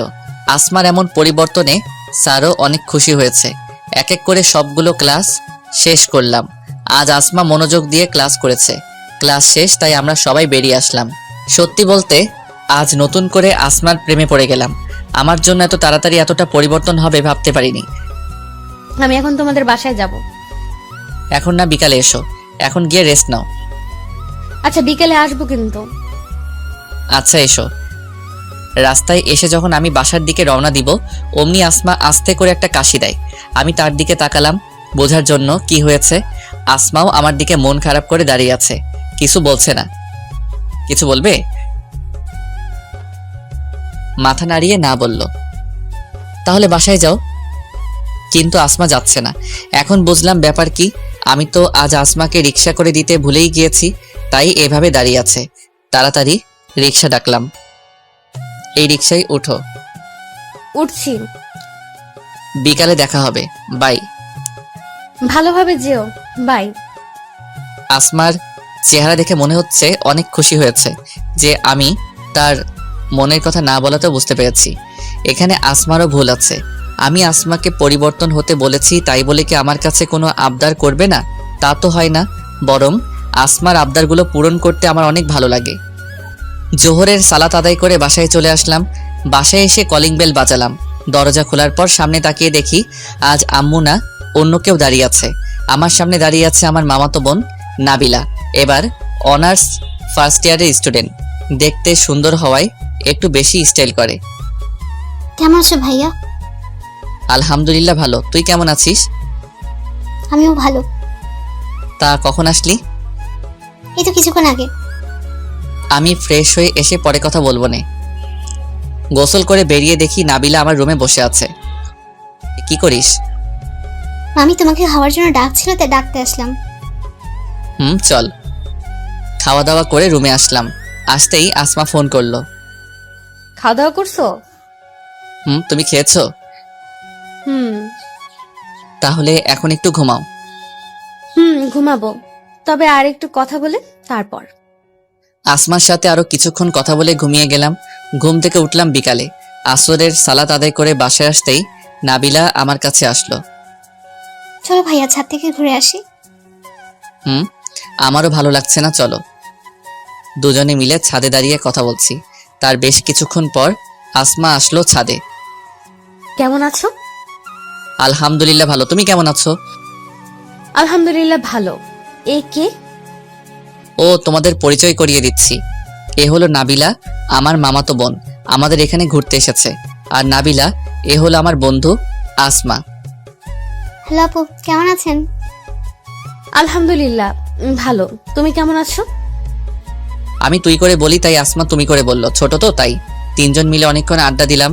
সন্ধ্যা হলে ছাদ থেকে নেমে আসি। আসমা আম্মুর সাথে কিছুক্ষণ কথা বলল, তারপর বাসায় দিয়ে আসতে বলল। বের হওয়ার আগে দেখলাম আমার রুমে গেল এবং বোরকা পরে এলো। মনে হয় আমার রুমে বোরকা খুলে রেখেছিল। আসমাকে নিয়ে রাস্তায় আসলাম। একটা রিক্সা নিয়ে দুজনে উঠে বসলাম। আসমা আমার একটা হাত ধরে কাঁধে মাথা রাখলো। এই প্রথম আসমা আমার কাঁধে মাথা রাখলো, তাই বাধা দিতে গিয়েও পারলাম না। আমার কাছে অসম্ভব ভালো লাগা কাজ করছিল। কাল তো শুক্রবার, তাই আমাকে নিয়ে ঘুরতে যেতে হবে। আমি তোমাকে নিয়ে ঘুরতে যাব কেন? গুন্ডিগিরি ছেড়ে দিয়েছি বলে এই না যে আমার কথা শুনবা না। আমি কিছু শুনতে চাই না। আমরা কাল ঘুরতে যাব, ব্যাস। আচ্ছা, রাগ করতে হবে না, নিয়ে যাব। আরো কিছু কথা বলার পর আসমাদের বাড়িতে চলে আসলাম। আসমাকে নামিয়ে আমি বাসায় চলে আসলাম। যদিও আসমা জোর করেছিল ওদের বাসায় যেতে, কিন্তু আমি যাইনি। বিয়ের আগে বেশি শ্বশুর বাড়ি যাওয়া ঠিক না, কি বলেন? বাসায় এসে দেখি আব্বু চলে এসেছে। তাই আব্বু, আম্মু, নাবিলা আর আমি চারজন মিলে আড্ডা দিচ্ছি। আড্ডা শেষে খাওয়া দাওয়া করে আমার রুমে চলে আসলাম। আমি রুমে আসার পর নাবিলাও আমার রুমে আসলো। কিরে, এত রাতে আমার রুমে, কিছু বলবি? আমাকে কাল ঘুরতে নিয়ে যাবে, বাসা থেকে থেকে বোরিং লাগে, প্লিজ। আচ্ছা দেখি। দেখি না, নিয়ে যেতে হবে। আচ্ছা নিয়ে যাব, এখন গিয়ে তুই ঘুমা। নাবিলা চলে গেল। কিছুক্ষণ পর আসমা ফোন দিল। আসমাকে বলে দিলাম আমাদের সাথে নাবিলাও ঘুরতে যাবে। দেখতে দেখতে ঘুরতে যাওয়ার সময় হয়ে গেল। আসমা ফোন দিয়ে বলল আমাদের ভার্সিটির পাশের পার্কে চলে যেতে। আসমা নাকি সেখানে অপেক্ষা করবে। নাবিলাকে সাথে নিয়ে রিক্সা করে চলে আসলাম পার্কের সামনে। রিক্সা থেকে নেমে দেখি আসমা সামনে দাঁড়িয়ে আছে। দেখে মনে হচ্ছে আমাকে আর নাবিলাকে এক রিক্সায় দেখে কিছুটা জ্বলতেছে। এটা মেয়েদের বিশেষ গুণ, তারা সবকিছু সহ্য করবে কিন্তু ভালোবাসার মানুষকে অন্যের পাশে সহ্য করবে না। আসমাকে দেখে ভালো লাগলো। ঘুরতে এসেছে, তবুও বোরকা পরে এসেছে। তিনজন মিলে পার্কের ভিতরে ঢুকলাম। পার্কটা অনেক সুন্দর। আমাদের মতো আরো অনেক মানুষ এসেছে। ভাইয়া আইসক্রিম নিয়ে আসো, আইসক্রিম খাবো। তাহলে তোমরা দুজন এখানে বসো, আমি নিয়ে আসছি। তিনজনের জন্য 3টা আইসক্রিম নিয়ে আসলাম। একটা জিনিস লক্ষ্য করলাম, আইসক্রিম আনতে যাওয়ার আগে আসমা হাসি খুশি ছিল, কিন্তু এখন কেন জানি মন খারাপ করে আছে আর কথাও বলছে না। আরো কিছুক্ষণ ঘোরাঘুরি করে বাসায় চলে আসলাম। তবে আসমার মন খারাপ আমাকে ভাবাচ্ছে। রাতে খাওয়া দাওয়া করে রুমে এসে আসমাকে আমি নিজেই ফোন করলাম। দেখি যদি আমি ফোন করা থেকে আসমার মন ভালো হয়। ফোন দিতে আসমা রিসিভ করে। মনে হয় আমার ফোনের জন্য অপেক্ষা করছিল। হ্যালো। চুপ করে আছে, কথা বলছে না। হ্যালো আসমা, তোমার কি হয়েছে আমাকে বলো। আমার কিছু হয়নি। আসমা, তুমি কান্না করছো কেন? প্লিজ বলো তোমার কি হয়েছে? আমি তোমাকে ছাড়া বাঁচবো না রাজু। কি হয়েছে আগে বলো প্লিজ। নাবিলা বলেছে ও নাকি তোমাকে ভালোবাসে। কি বলছো এসব? নাবিলা তোমাকে এই কথা কখন বললো? ঘুরতে গিয়ে নাবিলা তোমাকে আইসক্রিম আনতে পাঠিয়ে আমাকে বলেছে। আসমা আর নাবিলার মধ্যে কথা। আপু তুমি আমার একটা রিকোয়েস্ট রাখবে প্লিজ?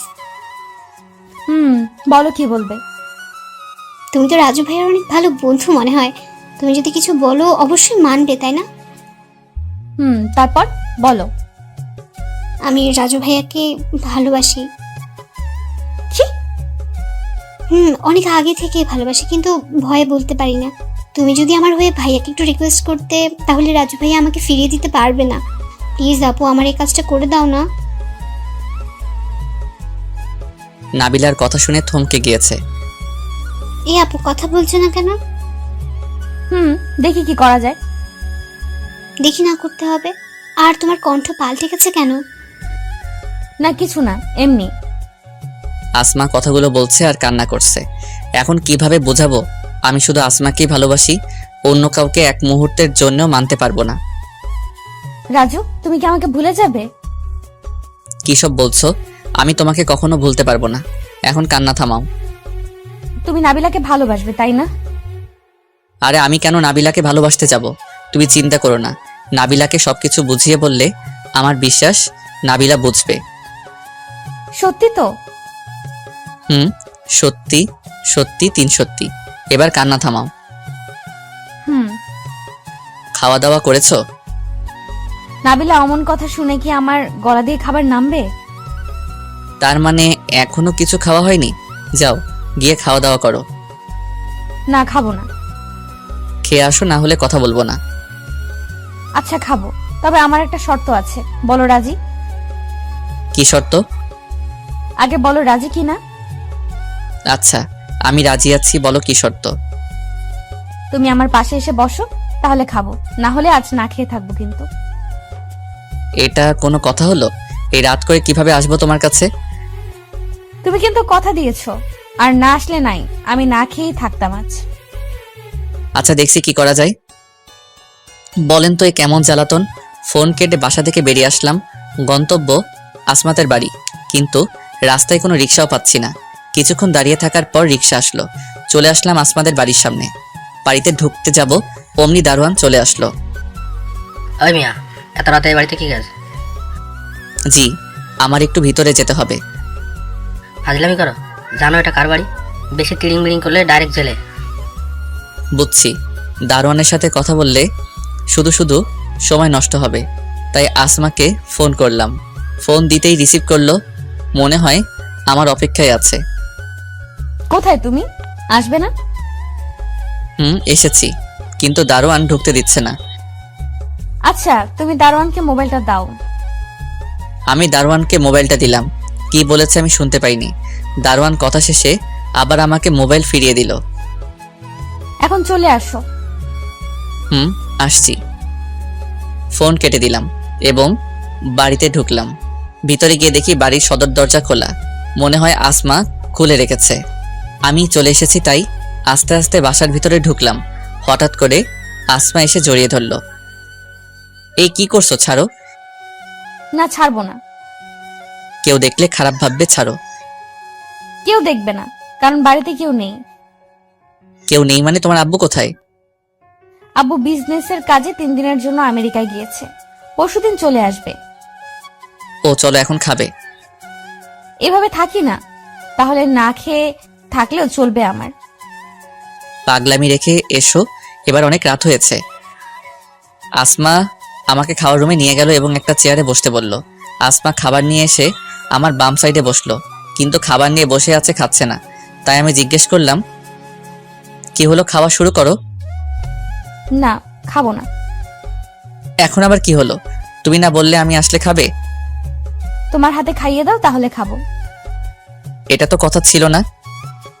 যাও, খাওয়াতে হবে না, তুমি এই নাবিলাকে খাইয়ে দিও। আচ্ছা আচ্ছা খাইয়ে দিচ্ছি। আমার কথা শুনে আসমা অনেক খুশি হয়েছে। হাত ধুয়ে আসমাকে নিজ হাতে খাইয়ে দিলাম। আমাকেও খেতে বলতেছিল, কিন্তু আমি না করে দিয়েছি খাওয়া শেষে। এখন আমি চলে যাই, কেমন? আজ আমাদের এখানে থেকে যাও না। না, অন্য একদিন এসে থাকবো। আজ থেকে যাও না, এমনিতেই অনেক রাত হয়ে গিয়েছে। থাকতাম যদি বাড়ি আরো মানুষ থাকতো তাহলে, কিন্তু তুমি বাড়িতে একা, তাই চলে যাব। আচ্ছা, আবার আসবে কিন্তু। আসবো। দরজার সামনে এসে যাওয়ার আগে একবার জড়িয়ে ধরি প্লিজ। যদি না করি তাহলেও ধরবো। তাহলে অনুমতি নিচ্ছ কেন? আমার কথা শেষ হওয়ার আগে শক্ত করে জড়িয়ে ধরলো। একটু আস্তে ধরো। জি না, শোনো। বলো। নাবিলা কি আমাদের কথা বুঝবে? বুঝিয়ে বললে অবশ্যই বুঝবে। তাই যেন হয়, না হলে আমার কি হবে? চিন্তা করো না, আমি সব বুঝিয়ে বলবো। আমার না হঠাৎ একটা কথা মনে পড়লো। আমাকে বলো, কি এমন কথা মনে পড়লো?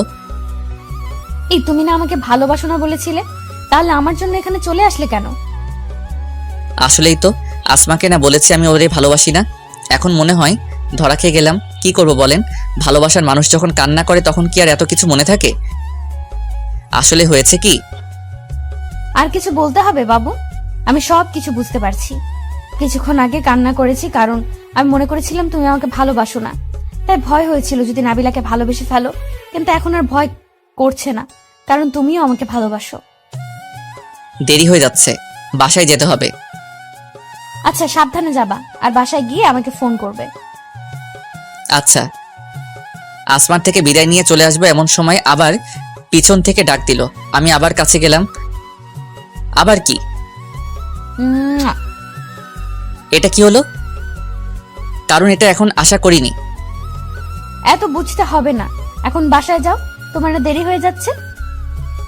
আর কথা না বাড়িয়ে চলে আসলাম বাসায়। ডুপ্লিকেট চাবি ছিল, তাই বাসায় ঢুকতে সমস্যা হয়নি। রুমে এসে আসমাকে ফোন করে বলে দিলাম বাসায় চলে এসেছি। সকালে ভার্সিটিতে গেলাম, ভালোভাবে ক্লাস শেষ করলাম। তবে একটা জিনিস লক্ষ্য করেছি, আসমা অনেক হাসি খুশি।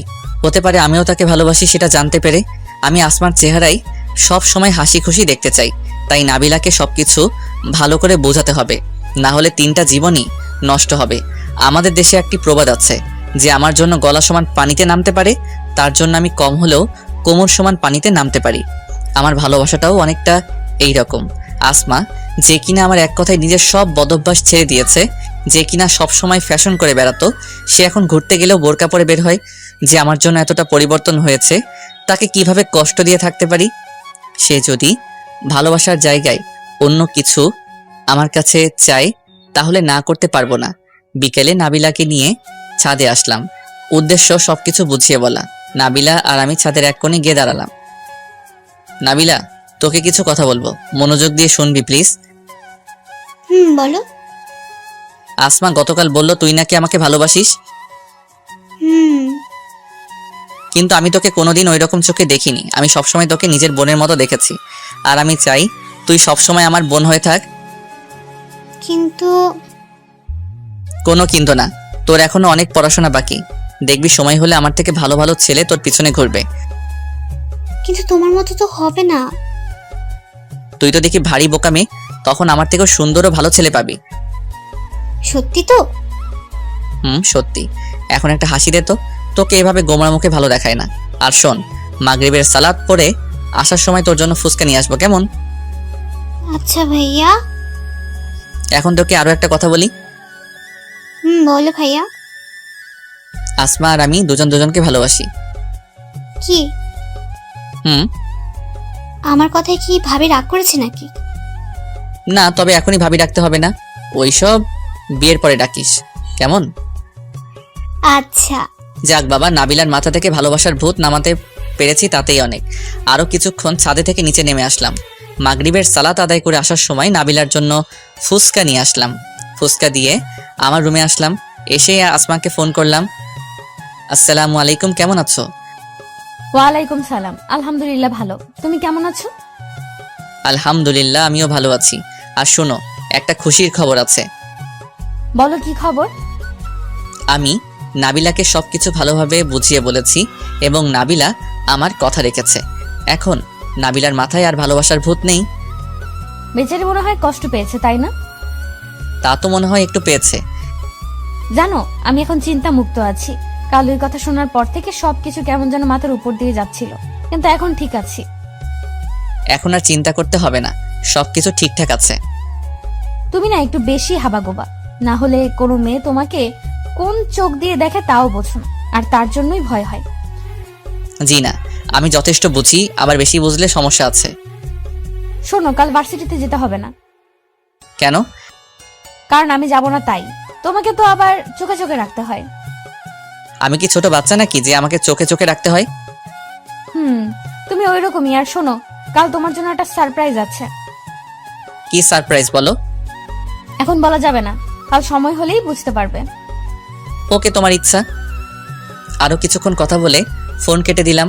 ভাবছি কাল আসমা আমাকে কি সারপ্রাইজ দিবে। এই মেয়েকে বিশ্বাস নেই, কি থেকে কি করে বসে আল্লাহ ভালো জানে। অন্যান্য রাতের মতো আজকে রাতটাও কেটে গেল ভালোই ভালো। আজ আর ভার্সিটি যাইনি। আসমার সারপ্রাইজ দেখার জন্য আব্বু আজ দুপুরে অফিস থেকে চলে আসলো, তাই জানতে গেলাম কি হয়েছে। কি আব্বু আজ দুপুরে চলে আসলে? আমিও জানি না, স্যার এসে বললো বাসায় নাকি কি কাজ আছে, তাই ছুটি নিয়ে চলে গেলাম। আমার মাথায় তো এখন কিছুই ঢুকছে না। তাই নাকি? অবশ্য ভালোই হয়েছে, আমিও আজ ভার্সিটিতে যাইনি, একসাথে আড্ডা দেওয়া যাবে। তুই বস, আমি ফ্রেশ হয়ে আসি। অনেকদিন পর সবাই একসাথে দুপুরের খাবার খেলাম। সবাই একসাথে বসে খাওয়ার মজাই আলাদা। সবাই একসাথে খাওয়া দাওয়া শেষ করলাম। বিকালে আসরের সালাত আদায় করে বসার রুমে এসে বসলাম। সবাই মিলে কথা বলছি। কিছুক্ষণ পর কে যেন বাসার কলিং বেল বাজালো। আমি গেলাম দরজা খুলে দিতে। দরজা খুলে দেখি আসমা এসেছে, সাথে একজন ভদ্রলোক এসেছে। আমি ভদ্রলোককে সালাম দিলাম। আসসালামু আলাইকুম, ভিতরে আসেন। তুমিও আসো আসমা। ভদ্রলোক আমার সালামের জবাব দিয়ে ভিতরে ঢুকলো। উনাকে বসার রুমে পাঠালো আর আসমা আমার কাছে দাঁড়ালো। আসমা, কে উনি? তোমার শ্বশুর মশাই। কি বলছো এসব? যা শুনলে তাই। বলেছিলাম না আজ তোমাকে সারপ্রাইজ দিব। এখন ভেতরে আসো। এ বুঝি নাই মেয়ের মাথায় কি চলে? এরকম সারপ্রাইজ কেউ কাউকে দেয় নাকি? আমরা বসার রুমে আসলাম। আসমা গিয়ে আব্বু আম্মুকে সালাম করলো, তারপর আম্মুর পাশে বসলো। আসমা সবার সাথে তার বাবার পরিচয় করিয়ে দেয়। তারা কুশল বিনিময় করলো। আপনাদের সবার সম্পর্কে আসমার কাছে অনেক কথা শুনেছি। আপনাদের সাথে দেখা করে অনেক ভালো লাগলো। আপনি দেশের এত বড় বিজনেসম্যান হয়ে আমাদের এখানে এসেছেন, এই তো অনেক কিছু। ভাইজান, আমি কিন্তু আজ বিজনেসম্যান হিসেবে আসিনি, আমি এসেছি একজন মেয়ের বাবা হিসেবে। আপনার কথা ঠিক বুঝলাম না। আমি আমার মেয়ের বিয়ের প্রস্তাব নিয়ে এসেছি আপনার ছেলে রাজুর জন্য। আমাকে ফিরিয়ে দিবেন না ভাইজান? কি বলছেন এসব? আমাদের মতো মধ্যবিত্ত পরিবারে আপনার মেয়ের বিয়ের প্রস্তাব নিয়ে এসেছেন? শুনেন ভাইজান, আমি গত 10 বছর ধরে দেশের সেরা বিজনেসম্যানের অবস্থানে অটল আছি, কিন্তু আমার মেয়ের সুখের কাছে তা খুবই তুচ্ছ। আমার মেয়েটা কোনোদিন মায়ের আদর পায়নি, কারণ জন্মের সময় আসমার মা মারা যায়। তাই আসমার চাওয়ার আগে সবকিছু দিয়ে খুশি রাখতাম, কখনো মায়ের অভাব বুঝতে দেয়নি। তাই হয়তো কিছুটা বিগড়ে গিয়েছিল। আমার মেয়ে কার সাথে উঠা বসা করতো, কি করতো, দিন শেষে আমার কাছে এসে সব খবরাখবর আসতো। কিন্তু রাজুর সাথে যখন আসমার দেখা হয় তখন লক্ষ্য করলাম আমার মেয়ের মধ্যে এক থেকে একাধিক পরিবর্তন ঘটেছে। আর আজ আপনারা নিজ চোখেই দেখতে পারছেন।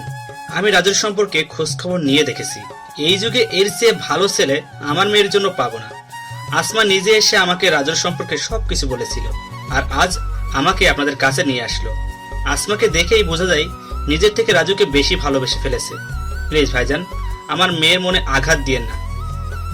আপনার যদি কোনো আপত্তি না থাকে তাহলে আমাদের কেন আপত্তি থাকবে? তবে রাজু এখনো পড়াশোনা করছে, তার উপর বেকার ছেলে, তা তো মনে হয় আপনি জানেন। কিছুদিন পরেই তো তাদের ফাইনাল এক্সাম, তারপর তো অবশ্যই কিছু করবে। আর আমি তো আছি, আমি নিজে সবকিছু ব্যবস্থা করে দিব। আর আপনিও তো একজন সরকারি কর্মকর্তা, আপনিও কিছু ব্যবস্থা করে দিতে পারেন। তবে আমি কিছু করে দিলে কখনো নিজেকে ছোট মনে করবেন না, কারণ আজ থেকে আমার মেয়ে যেমন আপনাদের মেয়ে, তেমনি আপনাদের ছেলেও কিন্তু আমার ছেলে হবে। আর আমাদের সব সুখ শান্তি তো আমাদের সন্তানদের ঘিরে। বেআই সাহেব, আপনি কোনো চিন্তা করবেন না, আমরা আপনার প্রস্তাবে রাজি আছি। আর আসমার আমার ঘরের বউ না, মেয়ে হয়ে থাকবে। আর আসমা আমাকে আগে থেকেই মা বলে ডাকে। আলহামদুলিল্লাহ। তবে বিয়েটা যদি ওদের পরীক্ষার পরে হয় তাহলে ভালো হয়। আমিও এমনই কিছু ভাবছি। তবে আমার আরো একটি রিকোয়েস্ট আছে। জি বলেন। আমি চাই আগামীকাল আসমা আর রাজুর বিয়েটা পারিবারিকভাবে সেরে নিতে। পরীক্ষার পর না হয় ধুমধাম অনুষ্ঠানের মধ্যে বউ ঘরে নিয়ে আসবেন। চিন্তা করবেন না, আমাদের বাসায় আগামীকাল সব কিছু রেডি থাকবে। আপনি আর আসমা চলে আসবেন। ধন্যবাদ বিয়ান সাহেব। সবকিছু যেন আমার মাথার উপর দিয়ে যাচ্ছে। আমি শুধু দর্শকের মতো সবকিছু শুনে যাচ্ছি। আব্বু আম্মুও আমার কোনো মতামত ছাড়াই রাজি হয়ে গেল, তবে আমার ভালোই হয়েছে। আর আসমার বাবা যে এত ভালো একজন মানুষ তা আজ না দেখলে মনে হয় বুঝতেই পারতাম না। আসমার দিকে তাকিয়ে দেখি সে তো মহা খুশি। আসমাকে ইশারায় আমার রুমে আসতে বলে ওখান থেকে রুমে চলে আসলাম। রুমে বসে আছি, কিছুক্ষণ পর আসমা আসলো। কি করে হলো এসব? কেন, দেখতে পাওনি বুঝি? দেখেছি তো, কিন্তু সবকিছু তো আমার মাথার উপর দিয়ে যাচ্ছে। কিভাবে করলে এত কিছু? কাল বলেছিলাম না আজ তোমাকে সারপ্রাইজ দিব। এই হলো সারপ্রাইজ, তোমার আর আমার বিয়ে। আঙ্কেল মানে তোমার বাবা সবকিছু এত সহজেই মেনে নিয়েছে? ওই আমার বাবা কি ভিলেন নাকি যে মানবে না? তবে বলেছিল সবকিছু পরীক্ষার পর হবে, কিন্তু শুক্রবার তো নাবিলা আমার মাথা নষ্ট করে দিয়েছিল। নাবিলা ভালো মেয়ে, তাই তোমার কথা রেখেছে। কিন্তু অন্য মেয়েরা যদি আবার তোমার দিকে নজর দেয়, তাই আজ আব্বু আমেরিকা থেকে আসতেই বললাম তোমার আর আমার বিয়ে যেন আজ অথবা কালকের মধ্যেই কমপ্লিট হয়। তারপর আব্বু কোথায় ফোন করে আমার শ্বশুর মশাইয়ের তোমার বাবাকে বাসায় পাঠাতে বলে। বিকালে আমরা আসলাম আর সবকিছু ঠিক করা হলো। সবকিছু একটু তাড়াতাড়ি হয়ে যাচ্ছে না?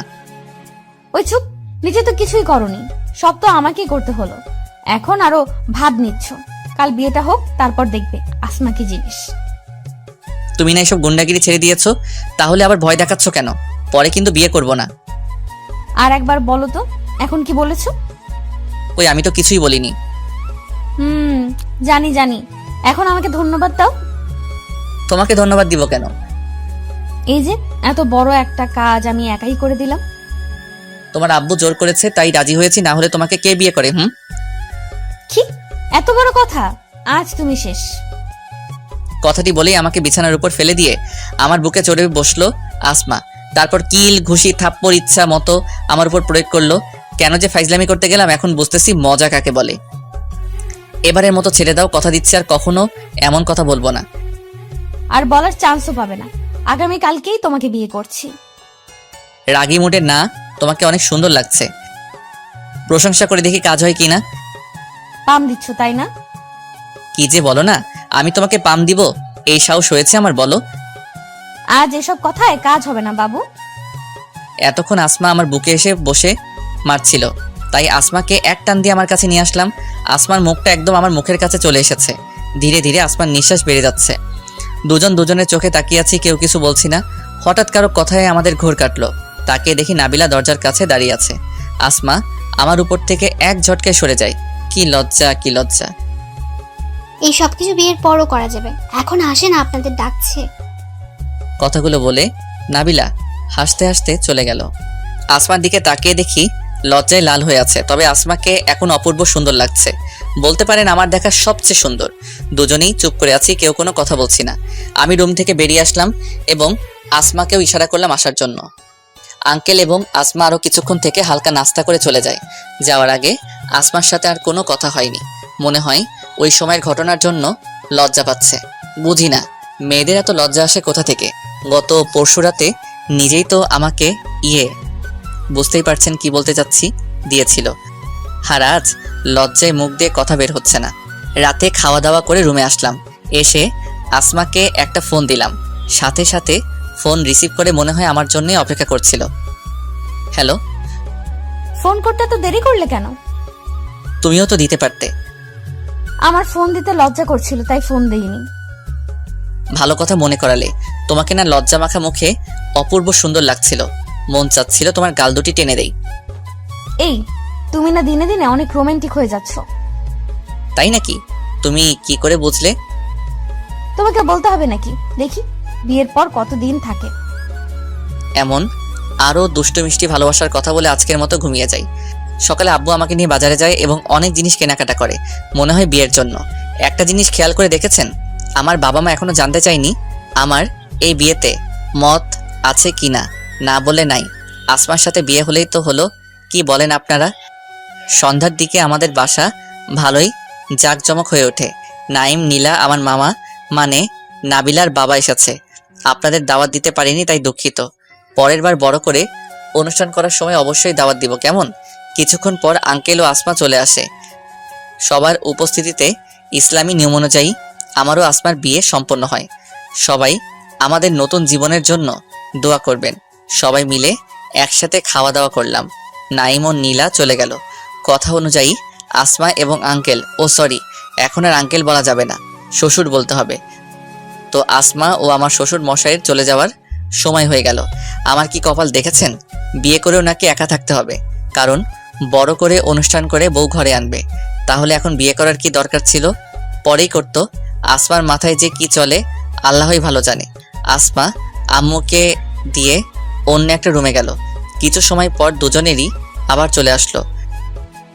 বেআই সাহেব, আমার একটা কথা বলার ছিল। জি বেয়ান সাহেব, বলেন কি কথা?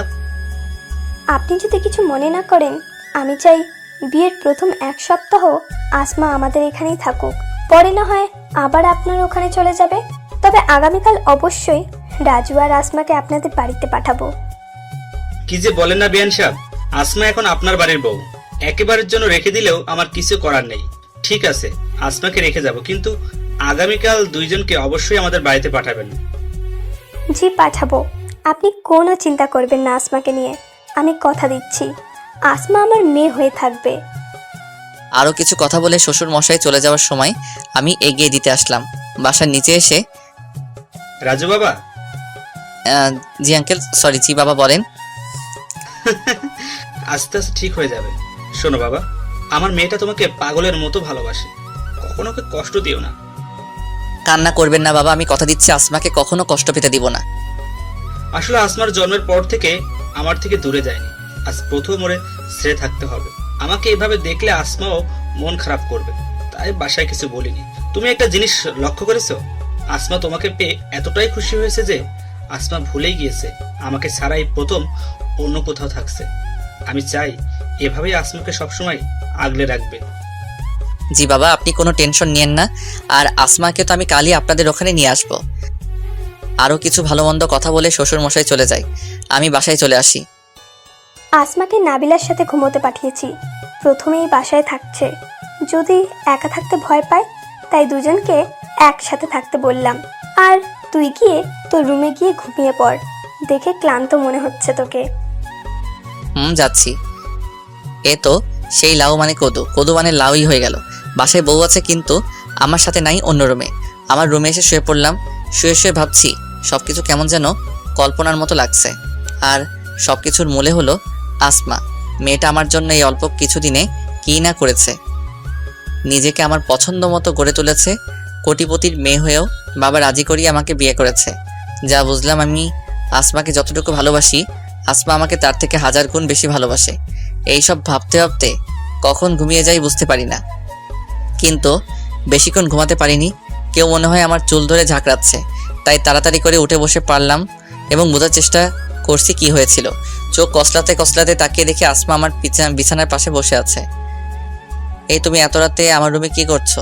এত অবাক হওয়ার কি আছে? আমি এখন তোমার বিয়ে করা বউ, তাই এই রুমেই আসতে পারি। তুমি ঘুমাওনি? রাখো তোমার ঘুম, আমি একটুও ঘুমাইনি। আর উনি নাক ডেকে ঘুমাচ্ছে। এই যে শোনো, আমি এখন তোমার সাথে ঘুমাবো, বুঝলে?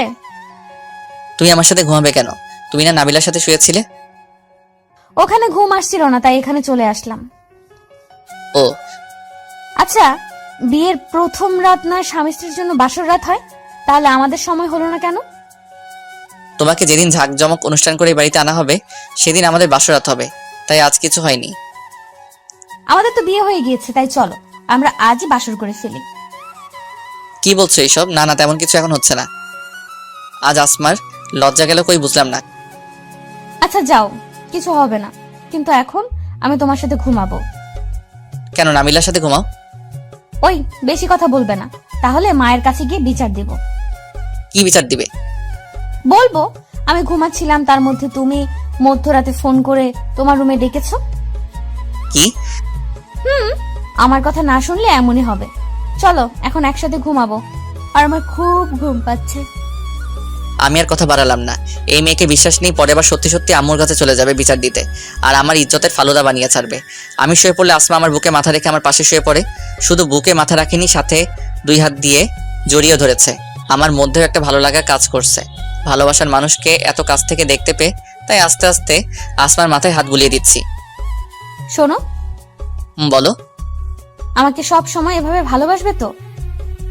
বাসবো। জানো, আমার না বাবার কথা খুব মনে পড়ছে। চিন্তা করো না, কাল তোমাদের বাড়িতে নিয়ে যাব, এখন ঘুমাও। ঘুমাচ্ছি। কিছুক্ষণ পর তাকিয়ে দেখি আসমা ঘুমিয়ে পড়েছে। ঘুমন্ত অবস্থায় প্রথম দেখলাম আসমাকে। চুলগুলো এসে আমার মুখে পড়েছে, চুলগুলোর থেকে এক মায়াবী ঘ্রাণ আসছে। আমার মাথাটা হালকা উঁচু করে আসমার কপালে ভালোবাসার পরশ এঁকে দিলাম। এটা ছিল আমার পক্ষ থেকে আসমার প্রতি প্রথম ভালোবাসার ছোঁয়া। তারপর আসমাকে জড়িয়ে ধরে আমিও ঘুমিয়ে পড়লাম। সকালে ঘুম থেকে উঠে দেখে আসমা আমার পাশে নেই। মনে হয় ভোরবেলা আবার নাবিলার কাছে গিয়েছে। বলতে হবে আমার বউটার বুদ্ধি আছে। বিকেলের দিকে আসমাদের বাড়িতে আসলাম। আসমা এসেই তার বাবার সাথে গল্প করতে শুরু করে দিয়েছে। দেখে মনে হচ্ছে কতকাল ধরে কথা হয়নি। আসমাদের বাড়ি থেকে রাতে আবার আমাদের বাড়িতে চলে আসি। দেখতে দেখতে আমাদের বিয়ের 1 মাস হয়ে যায়। আসমা এখন 1 সপ্তাহ আমাদের বাড়িতে থাকে, 1 সপ্তাহ ওদের বাড়িতে থাকে, যেন দুই বাড়ির সবাই খুশি থাকে। আর আমাদের ভালোবাসাও আরো কয়েক গুণ বাড়তে থাকে। বিয়ের এতদিন হলেও আসমা আমার কাছে কোনো কিছু চাইনি। হতে পারে আমি বেকার বলে আমার কাছে কিছু চাই না। অবশ্য এই নিয়ে আসমা আমাকে কিছু বলেনি। তাই ভাবলাম 1-2টা টিউশনি করালে কেমন হয়। ভার্সিটি থেকে এসে তো অনেকটা সময় ফ্রি থাকি, এ থেকে আমার হাত খরচও হয়ে গেল, সাথে আসমাকে কিছু কিনে দেওয়া যাবে। কারণ বউয়ের জিনিসের জন্য তো আর বাবার কাছে টাকা চাইতে পারি না। 2 দিন হলো আমি টিউশনি করছি, তার মধ্যে আসমা কিভাবে যেন জেনে যায় আমি টিউশনি করাচ্ছি। ভার্সিটি থেকে আসার পর থেকে আমার সাথে কোনো কথা বলছে না। দুপুরে খাওয়া দাওয়া করে রুমে আসলাম, কিছুক্ষণ পর আসমাও রুমে আসলো। তুমি নাকি টিউশনি করাচ্ছ? কই না তো, তোমাকে কে বলেছে এই কথা? মিথ্যা কথা বলবে না আমার কাছে, সত্যি করে বলো, হ্যাঁ অথবা না। হ্যাঁ। কেন করছো এসব কিছু? আগে আমি একা ছিলাম, কিন্তু এখন আমার বউ আছে। এত বড় হয়ে বাবার কাছ থেকে তো সবসময় টাকা চাইতেও লজ্জা করে। আর তোমাকেও বিয়ের পর থেকে কিছু একটা এনে দিতে পারিনি। আমি আজ বেকার বলে তুমিও মনে হয় কিছু চাও না। তাই ভাবলাম 1-2টা টিউশনি করালে অন্তত তোমার আর আমার হাত খরচ তো চলবে। আমার কিছুর প্রয়োজন হয় না, তাই তোমার কাছে কিছু চাই না। আর তুমি যখন গতকাল টিউশনিতে ছিলে তখন মা আমাকে শপিং এ নিয়ে গেছিল। মা সবার জন্য শপিং করেছে, যেখানে আমার বাবা, শ্বশুর, শাশুড়ি আমাকে এত কিছু দিচ্ছে, তাহলে নতুন করে তোমার কাছে চাওয়ার কি আছে? আমার মনে হয় তুমি আমাকে মন থেকে ভালোবাসো না। তা না হলে তুমি আমার ফিলিংস গুলো বোঝার চেষ্টা করো না কেন? আমি তোমার কাছ থেকে কিচ্ছু চাই না, শুধু তোমার ভালোবাসা চাই। এই কান্না করছো কেন? আমি তো তোমার কথা ভেবেই এই সব কিছু করতে চেয়েছিলাম। কিন্তু আমার তো কিছু চাই না। আচ্ছা, তোমার কথাই থাকবে, আমি টিউশনি ছেড়ে দিব। তোমার যা ইচ্ছা করো। আমি এখন রেগে আছি, তাই বেশি কথা বলতে চাই না। আমি এখন আমাদের বাড়িতে চলে যাচ্ছি। আমাকে যেন ফোন দিবে না বলে দিলাম। কি বলছো এইসব? এই ছোট ব্যাপারটাকে তুমি বড় করে কেন দেখছো? এই বিষয়ে আর কোনো কথা বলতে চাই না। শতবার না করার পরেও আম্মুর কাছে কি যেন বলে চলে গেল। মনে হয় বলেছে বাবার কথা মনে পড়ছে, তাই যাচ্ছে। আচ্ছা, আপনারাই বলেন, আমি তো ওর জন্য এইসব কিছু করছিলাম। আমারও ইচ্ছা করে আমার বউয়ের ছোট ছোট আবদারগুলো পূরণ করতে, কিন্তু সে তো আমার কাছে কিছু চাই না। ছোট একটা বিষয় নিয়ে ঝগড়া করে চলে গেল। আমিও রাগ করে আর ফোন দিলাম না। রাতে খাওয়ার সময় দেখি আম্মু মন খারাপ করে বসে আছে, খাবারও বেড়ে দিচ্ছে না। আম্মু, তুমি কি অসুস্থ?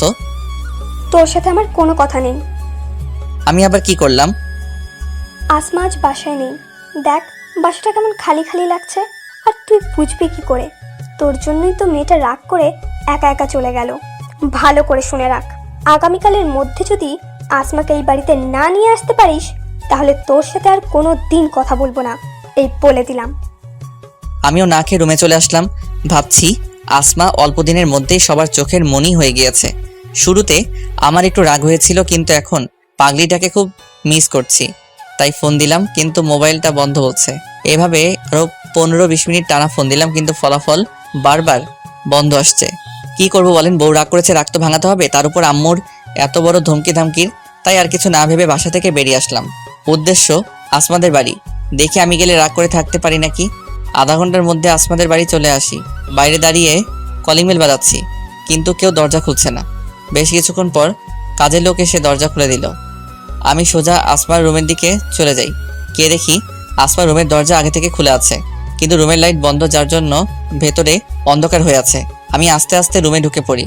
রুম থেকে কান্নার আওয়াজ শুনতে পেলাম। হা হা হা, আমার বউটা মনে হয় আমাকে মিস করে কান্না করছে। তাই আর দেরি না করে আসমাকে পিছন থেকে শক্ত করে জড়িয়ে ধরলাম। প্রথমে একটু ভয় পেলেও পরে বুঝতে পারি আমিই ধরেছি। বেশ কিছুক্ষণ হলো জড়িয়ে ধরে আছি। এখন আর কান্না করছে না, তবে ফুপিয়ে ফুপিয়ে নাক টানছে। নীরবতা ভেঙে আমি মুখ খুললাম। আসমা, এই যে কানে ধরেছে, আর এমন ভুল হবে না। এই, তুমি আমার কান ধরেছো কেন? ও সরি, ভুলে তোমার কান ধরে ফেলেছে। এই দেখো, এখন আমার কান ধরেছি। আমি বলেছি তোমাকে কান ধরতে? এই আমার দিকে তাকাও না একটু। আসমাকে আমার দিকে ফিরালাম। বেচারি অযথা কান্নাকাটি করে চোখ মুখ ফুলিয়ে ফেলেছে। কান্নাকাটি করে চেহারার কি হাল করেছো দেখেছো একবার? রাগ করে চলে এসেছি তাই বলে কি আমাকে একটা ফোনও দিবে না? তুমি আমার খবর নাওনি তাই কান্না করছি। সব তোমার দোষ। আমি ফোন দিয়েছিলাম তো, তোমার মোবাইল বন্ধ ছিল। কখন দিয়েছিলে? এখানে আসার আগে। ভালো, খুব ভালো। আমি এসেছি কোন দুপুরে, আর তুমি রাত 11টায় ফোন দিয়েছিলে। ভালো তো, আমি নিজেই ফোন বন্ধ করে রেখেছিলাম, তুমি ফোন দাওনি তাই। এই যে আমি তো এখন চলে এসেছি, এখানে একটু হাসো। তোমাকে এভাবে একদমই ভালো লাগছে না। আমি হাসতে পারবো না। তোমাকে দেখে মনে হচ্ছে তুমি এখানে এখনো খাওয়া দাওয়া করোনি। নিচে চলো, খাওয়া দাওয়া করবে। না, আমি খাবো না। আমিও কিছু খাইনি, তোমার সাথে খাবো বলে। আমার কিন্তু অনেক ক্ষুধা লেগেছে। আগে বলবে তো তুমি এখনো কিছু খাওনি। আমাকে ছাড়ো, এখন খেতে যাবে। দেখেছেন, এতক্ষণ আমি বললাম খেতে চলো, কিন্তু না করে দিল। যখন বললাম আমি এখনো কিছু খাইনি, তখন আমাকে খাওয়ানোর জন্য তাড়াহুড়ো করে শুরু করে দিব। বলেছিলাম না আমার বউটা নিজের থেকে আমাকে বেশি ভালোবাসে। আসমা আমার হাত ধরে টানতে টানতে খাবার টেবিলে কাছে নিয়ে আসলো এবং একটা চেয়ারে বসলো। আমাকে বসিয়ে রেখে খাবার নিয়ে আসলো। নাও, তাড়াতাড়ি খেয়ে নাও। আসমা আমার খাবার বেড়ে দিয়েছে, কিন্তু নিজের জন্য কিছু নেয়নি। আমিও আর কিছু বললাম না। সোজা এক লোকমা খাবার আসমার মুখের কাছে ধরলাম, দেখি এখন কিভাবে না খেয়ে থাকে। বেশিক্ষণ অপেক্ষা করাতে হয়নি, আমার হাত থেকে খাবার খেয়ে নিয়েছে। এবার তুমি খাও। আমাকে খাইয়ে দিবে না? কোনো কথা না বলে তাড়াতাড়ি হাত ধুয়ে আমাকে খাইয়ে দিল। আসমার সবচেয়ে বড় দুর্বলতা হলাম আমি, যা আজ আবার প্রমাণ হয়ে গেল। দুজন দুজনকে খাইয়ে দিয়ে খাওয়ার পর্ব শেষ করলাম। রুমে এসে শুয়ে আছে, আসমাও আছে, আমার বুকে মাথা রেখে শুয়ে আছে। রাজু, বলো। রাগ করে চলে এসেছিলাম, তাই আমাকে মাফ করে দাও প্লিজ। দূর পাগলি, এখানে মাফ করার কি আছে? তবে প্রথমে তোমার প্রতি একটু রাগ হয়েছিল, কিন্তু ছোট একটি বিষয়ে নিয়ে চলে আসলে। কিন্তু আমার এই মিষ্টি বউটার প্রতি কি রাগ করে থাকতে পারি বলো? তাই তো চলে আসলাম তোমার রাগ ভাঙাতে। আমি ওই ছোট বিষয়টা নিয়ে রাগ করতাম না, কিন্তু তুমি টিউশনি করাও কথাটা আমার বাইরের মানুষের কাছ থেকে শুনতে হয়েছে। তুমি এই কথাটা আমার কাছ থেকে কেন লুকালে? তাই আমি রাগ করেছিলাম। তোমার থেকে আর কখনো কিছু লুকাবো না, কথা দিলাম। অনেক রাত হয়েছে, চলো এবার ঘুমানো যাক। দুজন দুজনকে জড়িয়ে ধরে ঘুমিয়ে গেলাম। আমি এর আগেও একটা কথা বলেছি, তা হলো আপনার সাথে রাগ করবে ওই ব্যক্তি যে বিশ্বাস করে আপনি ভালোবেসে তার রাগ ভাঙাবেন। সকালে ঘুম থেকে উঠে শ্বশুর মশাইয়ের সাথে দেখা করলাম, একসাথে নাস্তা করলাম আরও কিছুক্ষণ থেকে। তারপর আসমাকে নিয়ে আমাদের বাসায় আসলাম। ভালোবাসার সময়গুলো খুব তাড়াতাড়ি ফুরিয়ে যায়, তবে ভালোবাসা ফুরায় না। তেমনি দেখতে দেখতে আমাদের অনার্স ফাইনাল ইয়ারের পরীক্ষা শেষ হয়ে যায়। এখন আব্বু আর শ্বশুর মশাই ভালো ভালো ছেলে পদে জব সাজেস্ট করছে, কিন্তু আমার কথা, আমি কোনো জব করব না, আমি বিজনেস করতে চাই। অবশ্য এই পরামর্শটা আমাকে আসমা দিয়েছে। শ্বশুর মশাই, আব্বু আর আমি একসাথে বসেছি বোঝার জন্য কি করলে ভালো হয়। তুমি যেহেতু জব করবে না, বিজনেস করবে, তাহলে তুমি কি ধরনের বিজনেস দিতে চাও? আমি রেস্টুরেন্টের বিজনেস দিতে চাই। বাহ, এ তো খুব ভালো কথা। তুমি চিন্তা করো না, এই শহরের সবচেয়ে ভালো জায়গায় তোমার রেস্টুরেন্টের জায়গা নিয়ে দেব। ধন্যবাদ বাবা, কিন্তু আমি চাই না আপনি আমাকে কোনো আর্থিক সাহায্য করেন। মাত্র না বাবা বললে? তাহলে বাবা হয়ে আমি আমার সন্তানকে দিব না তো কাকে দিব? আমি চাই আমার দুটো সন্তানই সুখে থাকুক। যাও, তোমার কথাও রাখলাম। আমি শুধু তোমাকে রেস্টুরেন্টের জমি কিনে দিব, বাকিটা না হয় বেআই সাহেব দেখে নিবে। আমি আর কোনো কথা শুনতে চাই না, তাই হবে। কিছুদিনের মধ্যেই শ্বশুর মশাই রেস্টুরেন্টের জন্য জমি কিনে দেয়। আব্বু আর দেরি করেনি, সাথে সাথে রেস্টুরেন্ট নির্মাণের ব্যবস্থা করে দেয়। রেস্টুরেন্ট সম্পূর্ণ নির্মাণাধীন হতে হতে প্রায় 3.5 থেকে 4 লেগে যায়। শহরের সবচেয়ে জাঁকজমক ও আধুনিক রেস্টুরেন্ট হলো আমারটা, যার জন্য 4 মাসের মতো সময় লেগেছে তৈরি হতে। আজ শুক্রবার জাম্মার নামাজ আদায় করে সবাই আমার রেস্টুরেন্টের সামনে দাঁড়িয়ে আছি, আর আম্মু হাতে কেচি ফিতা কেটে আমার রেস্টুরেন্ট উদ্বোধন করবে। আম্মু ফিতা কাটলো, সবাই একসাথে তালি বাজালাম। তারপর সবাই একসাথে রেস্টুরেন্টের ভিতরে প্রবেশ করলাম। আমার রেস্টুরেন্টের প্রথম কাস্টমার হলো আমার আব্বু আম্মু, শ্বশুরমশাই ও আসমা। খাবার খেয়ে তারা খুবই প্রশংসা করেছে, আর করবেই না কেন। আমার রেস্টুরেন্ট সব টপ ক্লাস রাঁধুনিদের নিয়োগ দিয়েছি। আর একটা কথা, আমার রেস্টুরেন্টের নাম কি জানতে চাইবেন না? আমার রেস্টুরেন্টের নাম হলো বাহারি ভোজন। আশা করি আপনারা সবাই আসবেন। আমার রেস্টুরেন্টে একটা অফার আছে, তা হলো সন্তানরা যদি তার বাবা অথবা মাকে নিয়ে আসে তাহলে 50% ডিসকাউন্ট দেওয়া হবে। আপনাদের সকলের দোয়া আর মহান আল্লাহর রহমতে আমার রেস্টুরেন্ট অল্প কিছুদিনের মধ্যেই অনেক জনপ্রিয়তা লাভ করে। তাই বাসার সবাই ঠিক করলো আগামী শুক্রবার আমার আর আসমার বিয়ের অনুষ্ঠান করবে। তাই সবাই শপিং নিয়ে ব্যস্ত সময় কাটছে। পাঠক ভাই ও পাঠিকা বোনদের আমার বিয়ের অনুষ্ঠানে আপনারা সবাই আমন্ত্রিত। আমার সবকিছু আসমা পছন্দ করে দিয়েছে, আমিও আসমাকে শাড়ি পছন্দ করে দিলাম। অনুষ্ঠানটা হবে নতুন বিয়ের মতোই, মানে হচ্ছে প্রথমে বউ আনতে শ্বশুরবাড়ি যাব, তারপরের দিন আমাদের বাড়িতে বউ ভাতের অনুষ্ঠান হবে। আসমা আগেই তার বাবার বাড়ি চলে গিয়েছে। আমাদের বাড়িতে মেহমান দিয়ে ভরে গিয়েছে। মামা আর নাবিলাও এসেছে। একমাত্র ছেলের বিয়ের অনুষ্ঠান বলে কথা, আব্বু আম্মু কোনো কমতি রাখেনি। অপেক্ষার প্রহর শেষ করে বরযাত্রী নিয়ে আসমাদের বাড়িতে আসলাম। লাল নীল আলোয় জ্বলজ্বল করছে চারপাশ। আসমার বাবা আমাদের আপ্যায়নে কোনো কমতি রাখেনি। শ্বশুর মশাই তার আত্মীয় ও বিজনেস পার্টনারদের সাথে পরিচয় করিয়ে দেয়। কিছুক্ষণ পর আসমাকে নিয়ে আসা হলো। আসমার সৌন্দর্য লিখে বর্ণনা করতে পারবো না, তাই অযথা সময় নষ্ট করে লাভ নেই। আসমা আর আমার সুন্দর মুহূর্তগুলো ক্যামেরা বন্দি করতে ব্যস্ত হয়ে পড়েছে সকলেই। আমাদের একসাথে বসানো হলো ভিডিও করার জন্য। আসমা অনেক হাসি খুশিভাবে সময়টাকে উপভোগ করছে, তাই ভাবলাম একটু রাগিয়ে দেখি কেমন লাগে। দেখো ওই মেয়েটাকে কত সুন্দর লাগছে। তোমার চোখ তুলে ফেলবো। আরে রাগ করো কেন, আমি তো মজা করছিলাম। করো, মজা করো, সময় আমারও আসবে, তখন কোথায় পালাবে দেখে নিব। তুমি কি আমাকে ভয় দেখাচ্ছ নাকি? মনে করো তাই। কথায় আছে না, একটি দুর্ঘটনা সারা জীবনের কান্না। আমার সাথে মনে হয় এমনই কিছু হবে, না হলে কেন গেলাম এমন মজা করতে। অনুষ্ঠান শেষে আসমাকে নিয়ে আমাদের বাড়িতে আসলাম। তবে আসার আগে আসমা অনেক কান্না করেছিল, মনে হয় বাবাকে ছেড়ে আসছে। তাই আমাদের বাড়িতে আসমাকে আনার পর সবাই তাকে নিয়ে ব্যস্ত হয়ে পড়ে। এমন ভাব করছে যেন নতুন বউ এসেছে। বিয়ে তো করেছি 7-8 মাস আগে, তার মধ্যে কিছুদিন তো আমাদের সাথেও ছিল। যাই হোক, আম্মু আসমাকে বরণ করে ঘরে ঢুকলো, আর আমাকে মনে হয় সবাই ভুলেই গিয়েছে। মনে হচ্ছে আমাকে দেখেও দেখছে না। রাত 12টা বাজে। নাইমার আমি ছাদে বসে আড্ডা দিচ্ছি। এমন সময় ছাদে নীলার অবতরণ। আমার বেষ্টুটা বাসর ঘরে বসে থাকতে থাকতে মনে হয় ঘুমিয়ে গিয়েছে, আর তুমি এখনো সাথে বসে আছো। আমি তো যেতে চাচ্ছি, কিন্তু তোমার জামাই তো আমাকে যেতে দিচ্ছে না। আর একটা কথা, গত 1 মাস আগে নাইম ও নীলার পারিবারিকভাবে বিয়ে হয়েছে। সবাই তাদের নতুন জীবনের জন্য দোয়া করবেন। ওই, তুই আমাকে দোষারোপ করছিস কেন? দেখেছো, এখন আবার আমাকে ঝাড়ি দিচ্ছে। আচ্ছা তুমি যাও, একে আমি দেখে নিচ্ছি। নাইমকে একটা চোখ টিপ মেরে নিচে চলে আসলাম। বাসর ঘরের সামনে দাঁড়িয়ে আছি। ভিতরে যেতে কেমন যেন নার্ভাস ফিল হচ্ছে। এমন কেন হচ্ছে বুঝতে পারছি না। এর আগেও তো আমি আর আসমা একসাথে থেকেছি, কিন্তু আজ এমন হচ্ছে কেন? মনের মধ্যে এক অজানা অনুভূতি নিয়ে রুমে প্রবেশ করলাম। আমার অস্তিত্ব টের পেয়ে কিছুটা নড়ে চড়ে বসলো আসমা। রুম থেকে সুন্দর ঘ্রাণ আসছে। চারিদিকে তাকিয়ে দেখলাম ফুল দিয়ে সাজানো আমার পুরো রুম। আসমা আমার কাছে আসলো এবং পা ধরে সালাম করতে চাইলো, কিন্তু আমি সালাম করতে না দিয়ে কিছুটা পিছনে সরে গিয়ে আসমাকে দাঁড় করালাম। আসমা আমার দিকে অবাক দৃষ্টিতে তাকিয়ে আছে। দ্রুত পরিস্থিতি স্বাভাবিক করলাম জন্য বললাম, শুনো, এখানে এত অবাক হওয়ার কিছু নেই। আমি পায়ে ধরে সালাম করতে দেইনি, কারণ পায়ে ধরে সালাম করা শিরক ও বিদাত।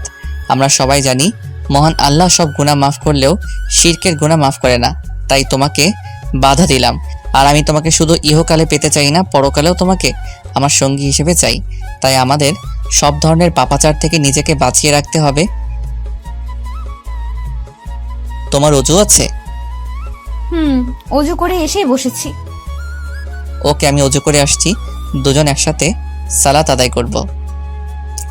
আসমাকে বলে চলে গেলাম অজু করতে। পায়ে ধরে সালাম করা শিরক এবং বিদাত। ইসলামে এরূপ কোনো সালাম নেই। সালাম হলো মুখে বলা আসসালামু আলাইকুম। আর তাছাড়া শিরক এই কারণে যে অন্যের নিকট পায়ে ধরে সালাম করতে গেলে মাথা ঝুঁকাতে হয়। আর বিদাত এই কারণে যে এরূপ সালামের কোনো অস্তিত্ব ইসলামে নেই। সালাত আদায় শেষে আসমা আবার বিছানায় গিয়ে ঘোমটা দিয়ে বসে পড়লো। আমিও গিয়ে আসমার কাছে বসলাম। নীরবতা ভেঙে আসমার ঘোমটাটা সরালাম। জানো, তোমাকে আজ অপূর্ব সুন্দর লাগছে। থাক, আর পাম দিতে হবে না। কি বলছো এসব? সত্যি তোমাকে আজ অপূর্ব সুন্দর লাগছে? জানি জানি। এই নাও, এগুলো তোমার। আমি এত টাকা দিয়ে কি করব? এগুলো তোমার মোহরানার টাকা, এই টাকার উপর তোমার হক আছে, তাই তোমাকে টাকাগুলো নিতে হবে। কিন্তু এখানে সব টাকা দেওয়া হয়নি, কিছু টাকা কম আছে। আমার কাছে এখন এর থেকে বেশি নেই, বুঝতেই পারছো। রেস্টুরেন্ট দিতে অনেক টাকা খরচ হয়েছে, তাই তবে বাকি টাকাগুলো আমি দ্রুত দিয়ে দিব। তোমার যখন ইচ্ছা হয় দিও। ধন্যবাদ। এই চলো এখন ছাদে যাব। এত রাতে ছাদে যাবে কেন? আমার একটা ইচ্ছা ছিল বাসর রাতে আমার বরের সাথে একসাথে বসে চাঁদ দেখবো। ওকে চলো, তোমার ইচ্ছেটা পূরণ করে আনি। যাবো তো, কিন্তু আমাকে কোলে করে নিয়ে যেতে হবে। তাহলে আমি পারবো না। তুমি আমার ইচ্ছেটা পূরণ করবে না? থাক, আর ইমোশনাল ব্ল্যাকমেল করতে হবে না, নিয়ে যাব চলো। আসমাকে কোলে করে এক এক করে সিঁড়ি বেয়ে উপরে উঠছি, আর আসমা আমার গলা জড়িয়ে ধরে আমার নাকে তার নাক ঘষছে। ব্যাপারটা বিরক্তিকর হলেও বেশ রোমান্টিক। এমন করছো কেন? পড়ে যাবে তো নাকি? তুমি এত কিছু না ভেবে চলো তো। আসমাকে নিয়ে ছাদে আসলাম এবং দোলনায় বসলাম। আসমার পাশে আমিও বসলাম এবং আসমার কলে আমার মাথা রাখলাম। আসমা আমার মাথায় বিলি কেটে দিচ্ছে, চাঁদের আলো এসে পড়ছে আসমার মুখে। কর্তইনের রূপবতী দেখাচ্ছে আমার বউটাকে। অপলক দৃষ্টিতে তার দিকে তাকিয়ে আছি। আসমার কথায় আমার ঘোর কাটলো। দেখো আজকে চাঁদটা অনেক সুন্দর দেখাচ্ছে, তাই না? সুন্দর, তবে তোমার থেকে বেশি না। হাসছো কেন? আমি তো সত্য কথাই বললাম। কিছুক্ষণ নীরব থেকে আসমা বলল, তুমি কি চাও, আমাদের প্রথম ছেলে হোক নাকি মেয়ে হোক? হঠাৎ এই কথা কেন? কেন, আমাদের বুঝি বেবি হবে না? এখন বলো তোমার কি পছন্দ? সৃষ্টিকর্তা যা দিবে তাতেই আমি খুশি, তবে তোমার মতো দুষ্টু মিষ্টি মেয়ে হলে বেশি খুশি হব। জি না, তোমার মতো একটা লাজুক ছেলে চাই। তবে এগুলো সৃষ্টিকর্তার কাছেই ছেড়ে দিলাম। অনেকক্ষণ তো হলো, চলো এবার নিচে নেমে যাই। চলো, এবারও কিন্তু আমাকে কোলে করে নিতে হবে। আজ আর মনে হয় বাঁচবো না এই আলুর বস্তা ওঠাতে ওঠাতে। এই তুমি কি যেন বললে আমাকে? কখন কি বললাম? চলো তো এবার। আগে বলো কি বলেছিলে, না হলে যাব না। কে শুনে কার কথা? এক ঝটকায় আসমা কোলেকে নিয়ে নিলাম।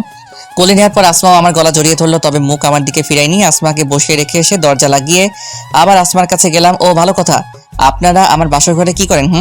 স্বামী স্ত্রীর মাঝে প্রাইভেট বলেও তো কিছু কথা আছে নাকি? আমাদের কাজ আমাদের করতে দেন, আর আপনারা এখন যেতে পারেন, টাটা বাই বাই। 5 বছর পর আসমা, আমি, নাইম ও নীলা একসাথে বসে আড্ডা দিচ্ছি। আজ নাইম দম্পতি আমাদের বাসায় ঘুরতে এসেছে। আমাদের কথার মাঝে হঠাৎ দৌড়াতে দৌড়াতে তানভীর আসলো। ও আপনাদের বলা হয়নি, আসমা আর আমার ঘর আলোকিত করে আমাদের মেয়ে আড়াইতা জন্ম নিয়েছে। আসমার সাথে মিল রেখে আড়াইতা নাম রেখেছে আমার আম্মু। আড়াইতার দুষ্টুমি দিয়ে সারা বাড়ি মুখরিত হয়ে থাকে। বলতে গেলে অনেকটাই আসমা যেমন প্রথম ছিল, মানে গুন্ডি টাইপের হয়েছে। আঙ্কেল আঙ্কেল দেখো না, আড়াইটা আমাকে মেরেছে। আড়াইতা মামনি, তুমি তানভীরকে মেরেছো কেন? বাবাই, আমি ওরে মারিনি। আঙ্কেল, আড়াইটা মিথ্যা কথা বলছে। মামনি সত্যি কথা বলো। বাবা, আমি তো শুধু ওরে বলেছি আমার সাথে সাথে থাকার জন্য, কিন্তু তানভীর তো আমার কথা শুনেই না, শুধু বলে আম্মুর কাছে যাব, তো একটু মেরেছি বলে ভালো করছি না। আড়াইতার কথা শুনে সবাই একসাথে হাসাহাসি শুরু করলো। মামুনি, তুমি অনেক পেকে গেলে, তাই না? আমার কাছে আসো। কি বুঝলেন আমার মেয়ের কথা শুনে? প্রথমে মা গুন্ডিগিরি করেছে, এখন মেয়ে গুন্ডিগিরি করছে। এত জ্বালা রাখবো কোথায় বলেন? সর্বশেষে এটাই বলতে চাই, সবাই আমাদের জন্য দোয়া করবেন যেন এভাবে আমাদের ভালোবাসা ও স্নেহ দিয়ে সবাইকে আগলে রাখা যায়।